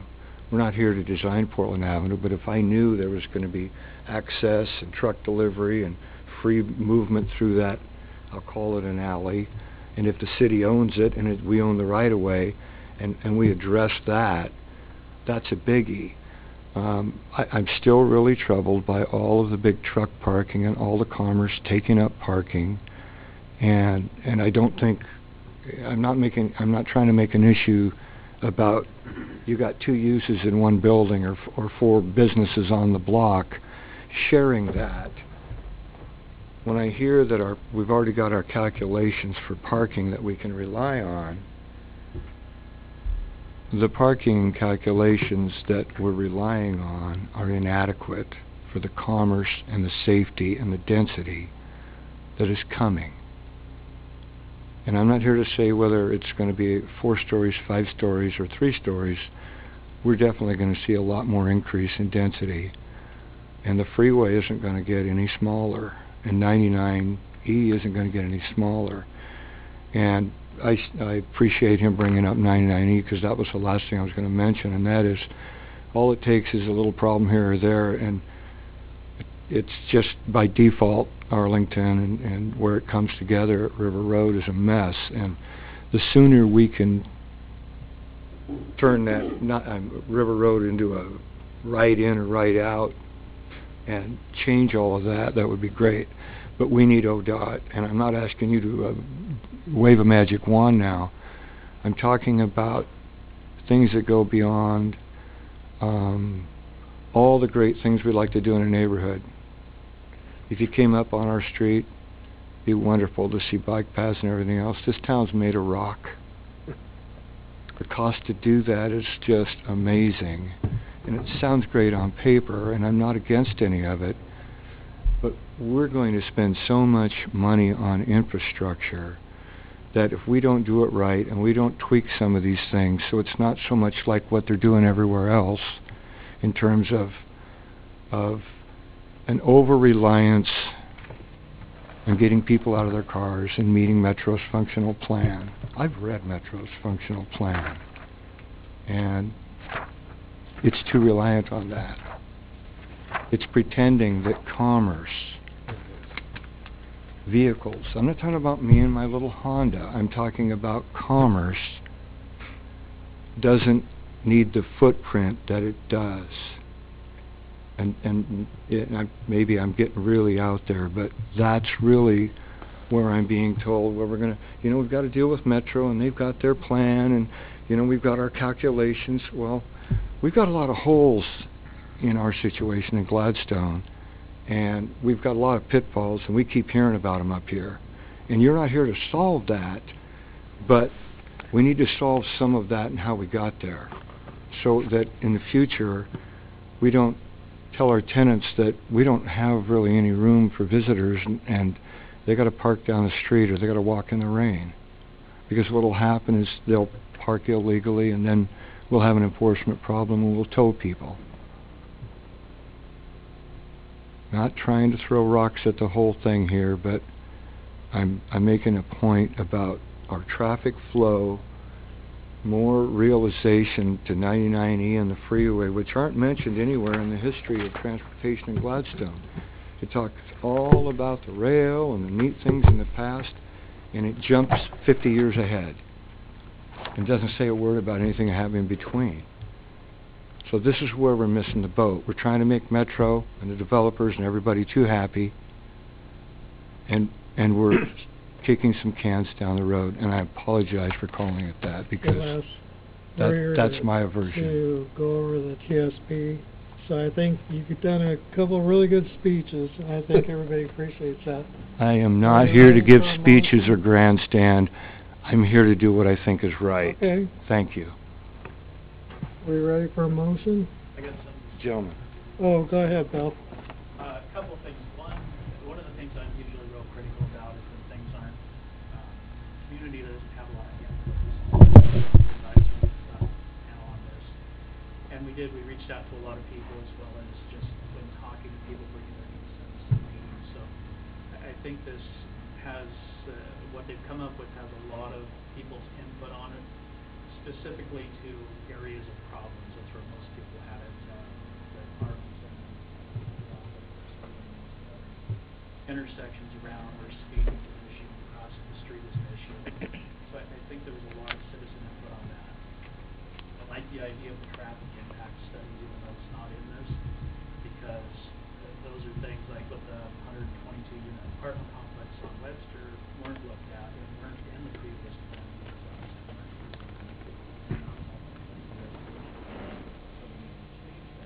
Apartments in there just have a lot of traffic up in the area where I'm at, and they've been very controlled. Another thing, I know Commissioner Pool's got a lot of concern about commerce and delivery. Deliver things as I used to, most deliveries we try to get done earlier than 1 hour. Less traffic. It doesn't always work that way, and that does become concerns with that. Certainly, as a group and a community, we could try to look at as those problems. One nice thing about, part of this is a process to go through to change, some the ordinances or the TSP as we go. And I think, I think what you're saying, I think everybody agrees with much of what you say. We just, we need to get this going so that we can make those changes that we need to make.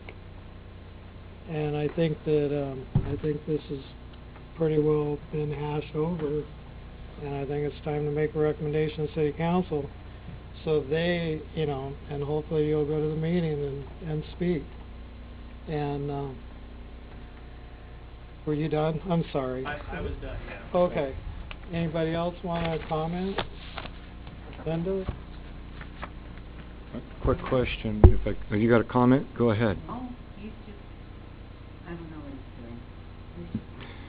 he's doing. Now, our downtown plan, we're about a month away, hopefully. Because, I agree. I'd love to raise my hand. I'd love to approve this, but... So tomorrow night at the town hall, I'll do a quick update on the downtown plan. It's coming to Planning Commission next month for consideration like this, and then it'll go to council in December for approval. Right. As far as I can tell, they are not reducing the parking requirements. That was a very contentious topic. Darcy could probably talk to that, but then we're mixing here. But that is coming to you guys next month for consideration. Right, and of course, we're not going to reduce any existing parking, but we're going to dramatically go up in some level and change things, and so... In some level of what? What I'm saying is downtown's going to change, parking's all going to change, so my real question was, I would love to say let's move forward tonight. I'm not here to be the black sheep, but my question is there any advantage in waiting until that downtown plan is out in front of us? And yes, we've worked on this, but we're talking about a tremendous investment. We're talking about the future of the community.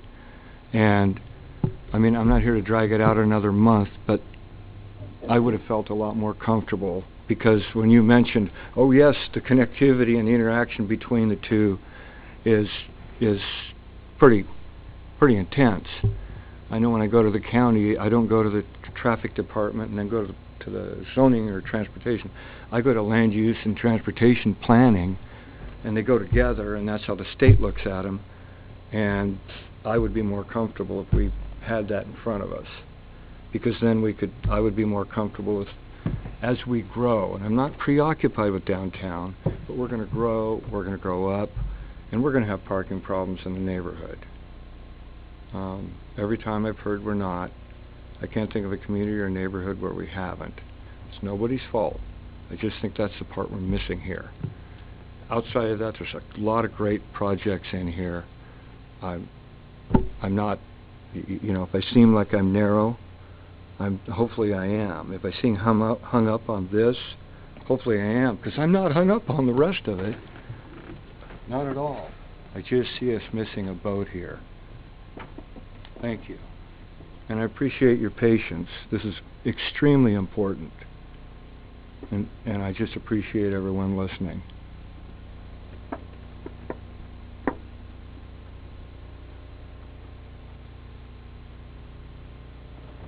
All right. So what recommendations are we making? I mean, I've tried to keep notes, but you've got notes So on them, Tammy? we've made some suggestions of modifications that we'd like to see. I can try to summarize those if you'd like. If you're looking for a recommendation of approval with modifications, I can go over the modifications to the code. I don't know if I think there was one change to the TSB. It was a table reference, which actually I believe is also incorrect in the... It's in the code. Oh, it's in the code? Yeah. Never mind then. I guess it's all me. Let me try to go over and stop me if something's incorrect. Before you start, I was wondering, with the concerns that some people have voiced, if there's any way that there can be verbiage in our recommendation to City Council, and I'm not sure exactly how to say this, but that once that we're looking at both the TSP and the downtown revitalization, that at some point they will be merged to a degree where we can make sure there's not any overlapping or conflicting issues. I don't know how you would put that in there, but I think that would address the issues of being able to move forward and also know that we are covering our bases in regards to our concerns. You're certainly welcome to do that, to make some kind of statement to that effect. I can say from working with both projects that what the TSB is recommending stands on its own. Okay. You have your zoning in place. Theoretically, you can get the type of development that your land use ordinance, your zoning map allows. The downtown revitalization plan found some barriers to actually redevelopment in that area.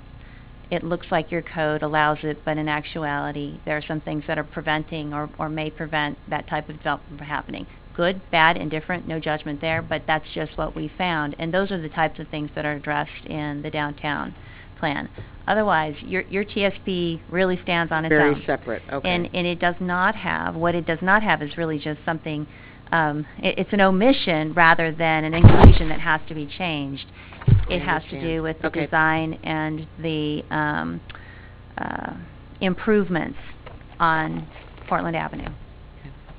So that's really part of the downtown plan. Okay. And is there anything Just you want to... maybe a slight contradiction. Okay, but Just that, You can't kick me under the table yeah. the way we're sitting.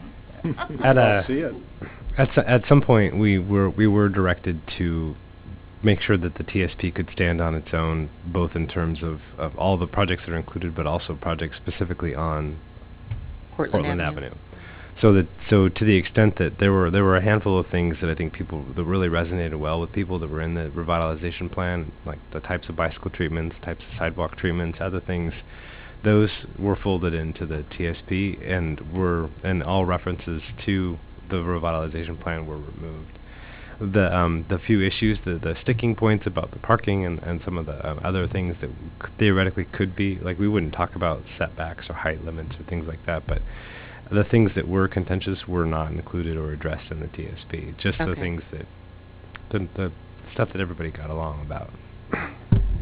Thank you very much for the clarification. So the TSP is kind of a wider type of thing, and then the downtown revitalization is more specific, so that's... Absolutely. Gotcha. Okay. So that's a district, I think, right, the revitalization? It's gonna be like a separate district that's not R5 or R7 or something commercial. It's gonna be like a unique situation. You could say that, and I think what Jackie was alluding to is that there are a handful of recommendations that go along with that plan that are very specific about code changes. They're not necessary in order to approve the plan. So you can approve the vision, you can approve the goals, the objectives, the design. There are many things that the city can consider and either approve or simply not as part of that plan. But really where the sticking points I think are coming and what the conversation has been continuing about is really those recommendations that are in the appendix that are very specific and that really do get to tweaks that were suggested in order to allow for more development and more intensive development. And again, that is a community conversation of whether or not that's a good idea even. So that will be... So can we hear the summary of changes? I apologize for interrupting you earlier, Darcy. Go back. I might have to find. So on the boy, getting a little tired here. On the loading question, we'd like to have that more specific so that the a number of operations that can happen are separate operations, separate individual operations, so we don't get a cumulative and more loading incidents than what's in the suggested code language, so we'll tighten that.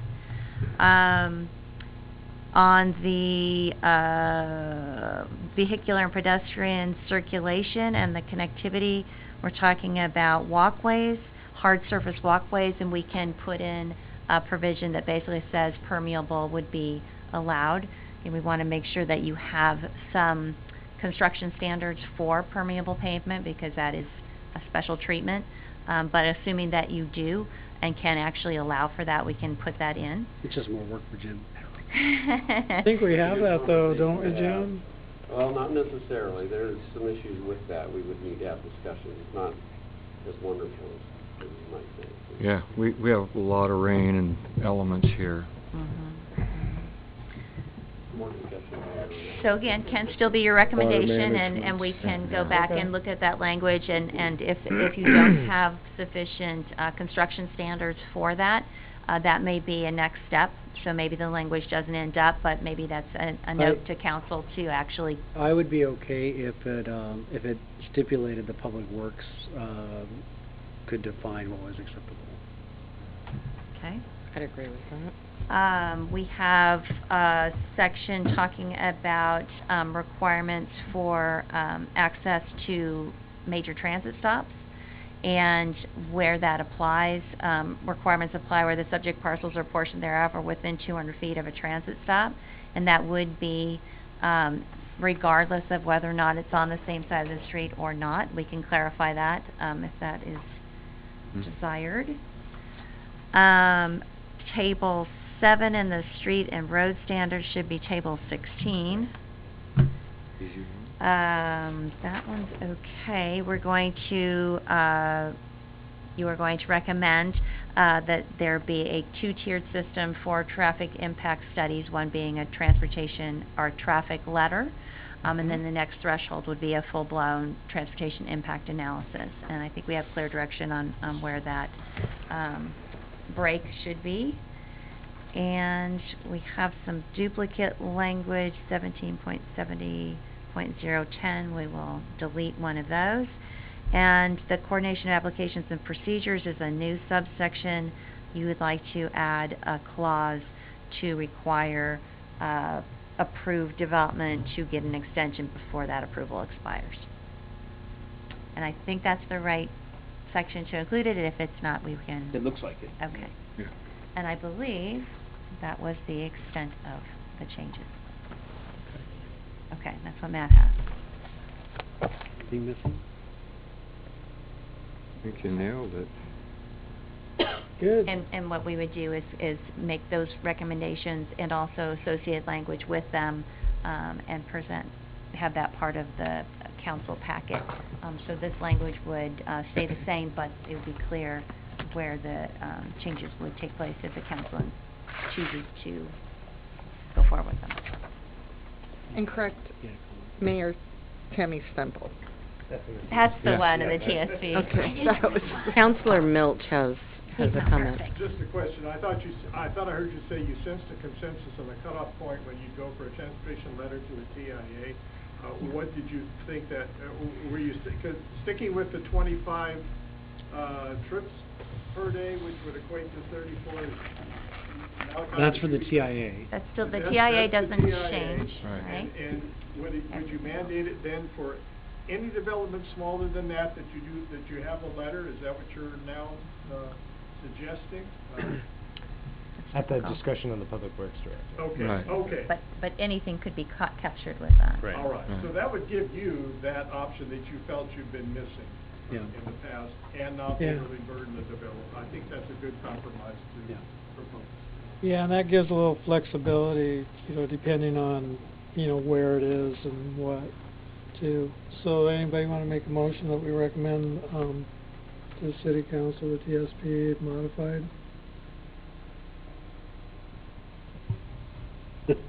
Right, Bill? I'm not sure, I'm willing to make it, I'm not just sure how to word it. You know, you don't have to get Yeah. too caught up with the wording. I think if the motion were a motion to recommend approval to the City Council of the TSP as modified by Planning Commission discussion, I like that. you can say so moved. So moved.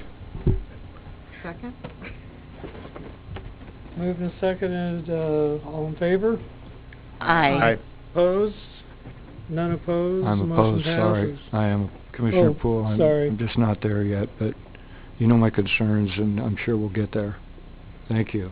So Les is opposed, and all else, aye.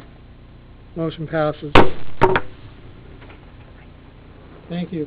Thank you very There's a much. lot Thanks, went guys. into this, and Les, thank Lot of you work. for bringing that stuff up, too. Yeah. I know I approved all three of these things. I certainly know that we're approving the I think it's It's all encompassing. Yeah, well, that's what... Although I'll what tell you what is interesting though is I think You when guys push can comes use an to alternative. shove, was it the Sorry. goal to get those We'll have to get code back on changes track. Then we'll move adopted forward. at the next meeting, or is that coming? Are they So, coming back? let's take about a 5-minute Right. recess. No, like I think I just didn't know if you were What planning was on it? bring back all the code things Nothing. separately, or if that was just going to be No, that part was of in one the order. package. Okay, It's all in the that's fine. Yeah. You Yep. can say what you're doing. All right. Well, I don't know if Yeah, it's we like have to come just a back few here more next month, the minutes. month Let's after. Do it. Yeah, let's- Get it let's over Get with. over with. Nobody's got anything else of a different As- subject, do we? As to your concerns, I think those will come up more next month in that plan, because that's where a lot of the parking changes are taking place. Right. And I brought it up to Darcy many times in person, so I think next month's gonna be harder, for me personally, for the reasons you brought up. And you can see where, Only got 2 of them. I just believe that we need to address that and know where we're going there first. And that's Go my ahead and version. conclude. All Thank right, you. Let's let's move go on. back on record. So, the last item is business from the planning commission. Bill? I just have one question. Been asked this quite a bit. Haven't been in all these meetings, but does anybody know what the restaurant is going to be down there on Arlington? The one they're putting in right now? I've been asked that 50 times. Clay Nobody knows? doesn't know You either. said behind the, No, the one right in front of 4-Hour Fitness, right I now. don't believe it's gonna be a restaurant. I it's think not it's supposed to be. gonna be Be a something dental else now. clinic. Oh, really? It You Okay, have 'cause everybody two. thinks it's going The to be a restaurant's restaurant. One's a around restaurant behind. and one is office space. The So- restaurant's between the coffee and the Walgreens. Right. Well, there's something being put in right now. Yeah. It's That's right in supposed front to of be like 24-Hour the Fitness. It's pretty large. Chiropractors and stuff. Yeah, as far as I knew of it, well, we talked about it, it was going to be retail space Okay. and not a restaurant. I was just curious because I get asked Because originally all there the was supposed time. to be 2 restaurants. And Yeah, it's a that- mystery diner. That's Yeah, what we've been there you go. calling it. Yes, okay. mystery Breakfast And actually, the Well, the the change the made it breakfast one is less behind traffic. Walgreens. I think I'm going for This is- Biscuit Oh, is it like Cafe. where Black Rock is back behind there? Between Black Rock and Walgreens is the diner. Okay, I think that's started. Okay, well, yeah, I get asked that quite a bit, and Mhm. I'm just as surprised as they are. Yeah. So. You'll find you can be just as misinformed here. So Yes.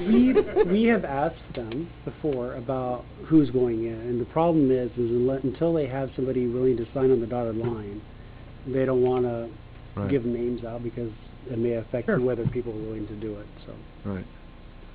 that's what they told us anyway. Right. And you can imagine, you make that tremendous investment, you've got an anchor tenant, and you're gonna have some spaces that, you hope this happens, but if someone comes along and you've got a good tenant, and like the chiropractors, even lower impact, less traffic, that developer certainly has to have that flexibility, or we're not gonna do any developing. Right.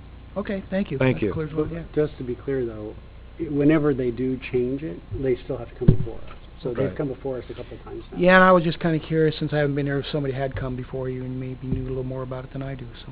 They did when they wanted to change that space Right. from a restaurant to retail. Oh, I see, okay. And you can imagine that if it was for restaurant, and then it was gonna flip to retail, and the parking or the traffic was gonna go way up, in this case, it went down. The other But way. yeah, they wouldn't just be able to do that. Yeah. Okay. And I do wanna welcome you aboard. I believe that's the same chair you sit in on the parks It board? is, exact same chair, so I'm just gonna stay here till next Good, Monday. good. Thank you, Bill. Yeah, thank you. I have no business at this time. Nothing on board? No, thank you.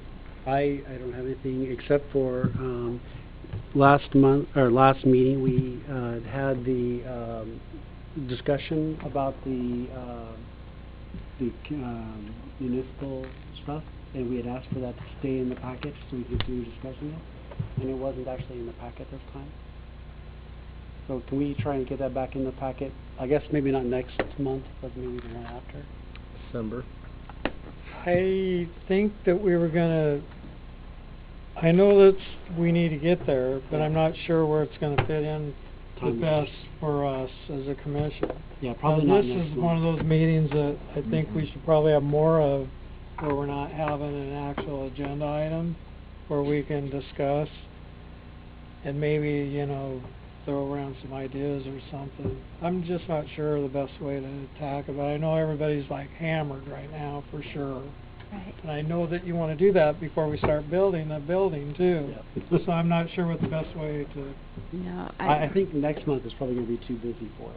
But. My suggestion would be that the chairperson and the council liaison and I sit down and talk about the planning commission's work plan beginning January 2018. We get through our training, get through the holidays, and then go forth that way. That would be my recommendation.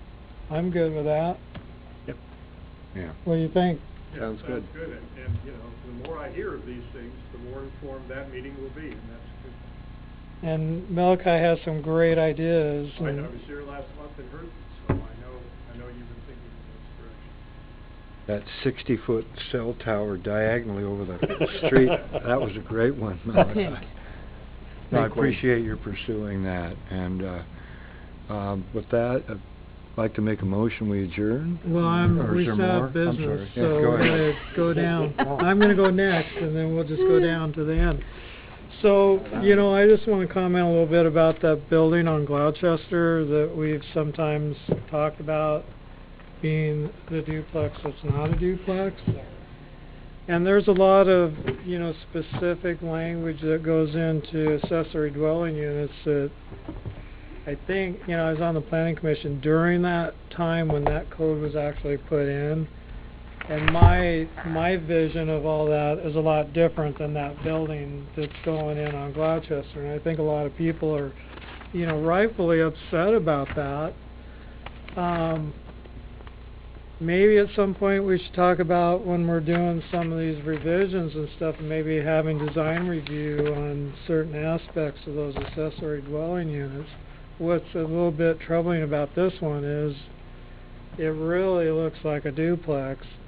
And I don't know, you know, 400 square feet, when I'm looking at that, I don't see that being 400 square feet. And there's a garage and there's all kinds of stuff that's not, you know, apparent to most people that would drive by there and look at that building. I think we have to be careful because in speaking with our county planner, what he is approved for, he is building, so we can't call out a violation prematurely. We could set ourselves up for a liable suit.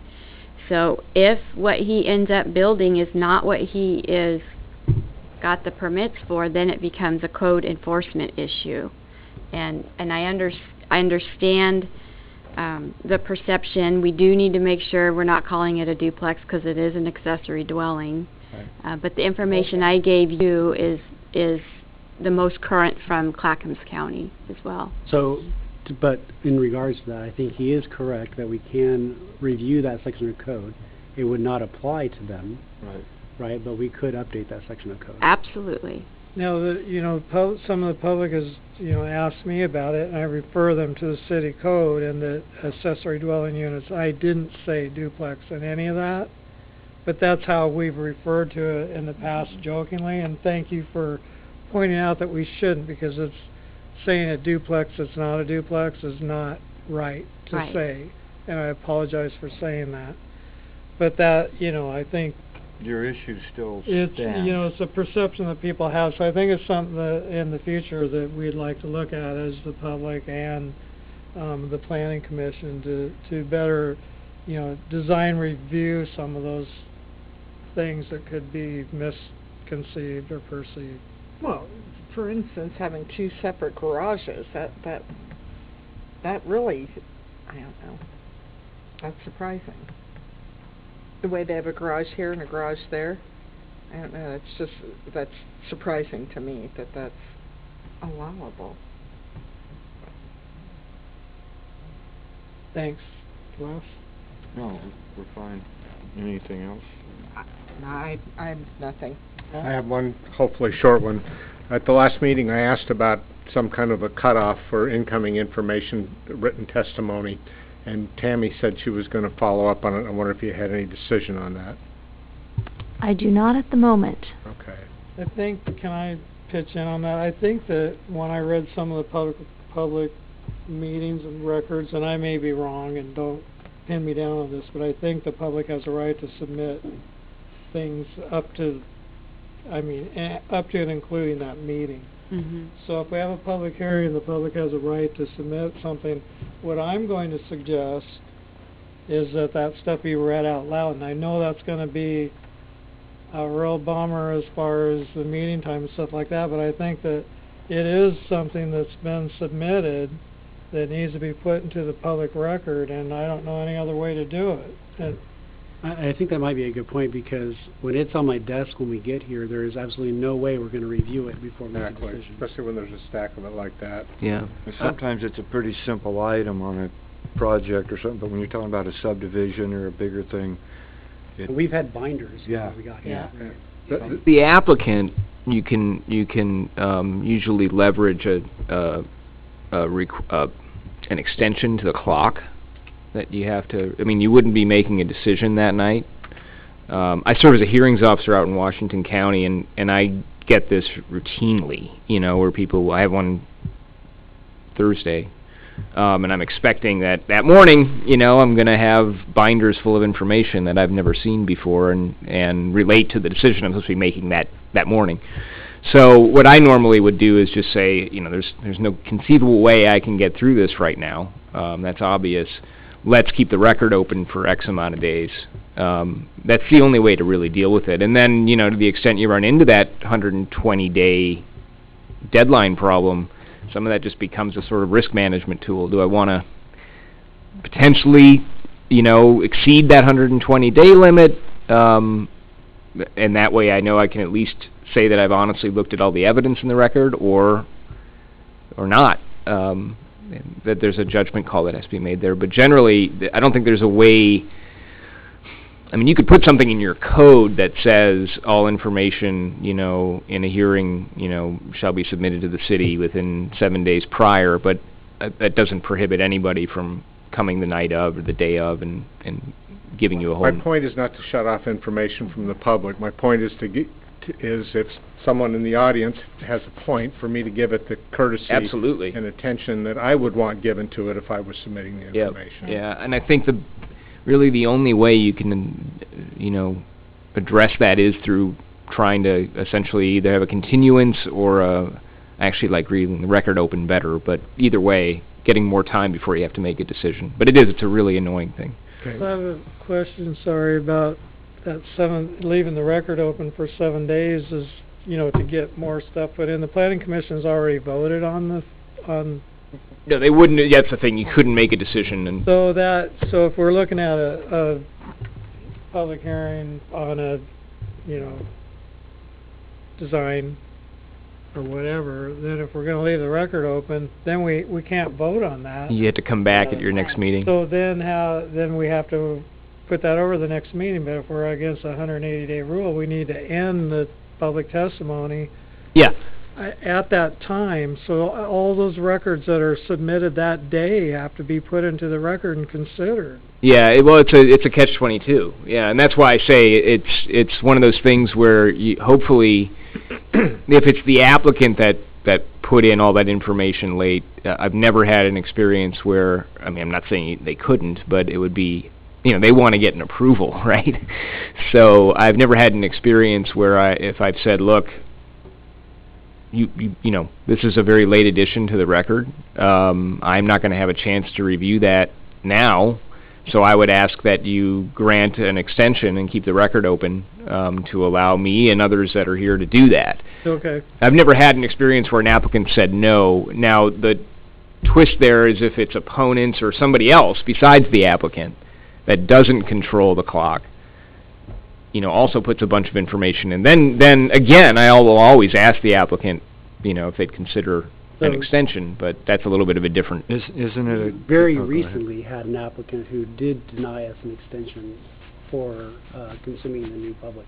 That's right. Info, so. Yeah. And I was going to point out that, you know, when you run into these, it's usually a special case, so at the time, if it rises to the level where we, you know, and we do need to set it off till the next month, that's the natural flow and the issue and the size of it are going to create that, I think. And so when we get to that point where we say no or we're not quite ready, we got to bump it down the road, it's with a good reason. It's case by case, and we're not kind of boxing ourselves in and also creating a situation where maybe we're creating more aversion or more delay for the developer, because everything we're doing, I mean, I sound like I'm talking about both sides of my mouth, and I apologize because I'm also someone that wants to see us move things forward and make it easier for them to get decisions, but have a process that works. And so, enough said. It seems like it said in the training thing in the back that after the meeting, there are 7 days that people could get the stuff in, 7 days for the applicant to respond. So that seems to me that then in 2 weeks' time at the meeting where we don't make the decision, we can say we're going to hold it over for 2 weeks and do the week of extra material, then the week for him to or her to rebuttal, and then for us to come back. So it wouldn't have to be a whole month. For the, yeah, no, that's, I mean, actually it can be as long as a 21-day process, but nevertheless, the thing that you face that a hearings officer doesn't, because it's just one person, is that you can't make a decision unless you're in a public meeting and you have a quorum and they vote. So that makes it more difficult for you. But I mean, just practically speaking, it's really the only way to deal with the issue that commissioners, that I can think of, you know, where you'd still be able to look at the information, consider it, determine whether it's relevant or not, determine how it affects your decision, and still make a, you know, an informed decision. You just got to continue it. One last thing, this will be a quick one. Chairman Roulette, at the last meeting, made a suggestion about social media, email policies, and I was wondering if that could be part of our training sessions in November. I'm not sure that John Morgan is set up to do that. He's Oregon Land Use, but I do know that we are going to do our annual training in January, and part of that's going to be public records and social media, and so yes, we will do that. I'm done, Randy. Chairman, thank you. Motion to adjourn? I move we adjourn. I'll second. Moved, seconded, and done.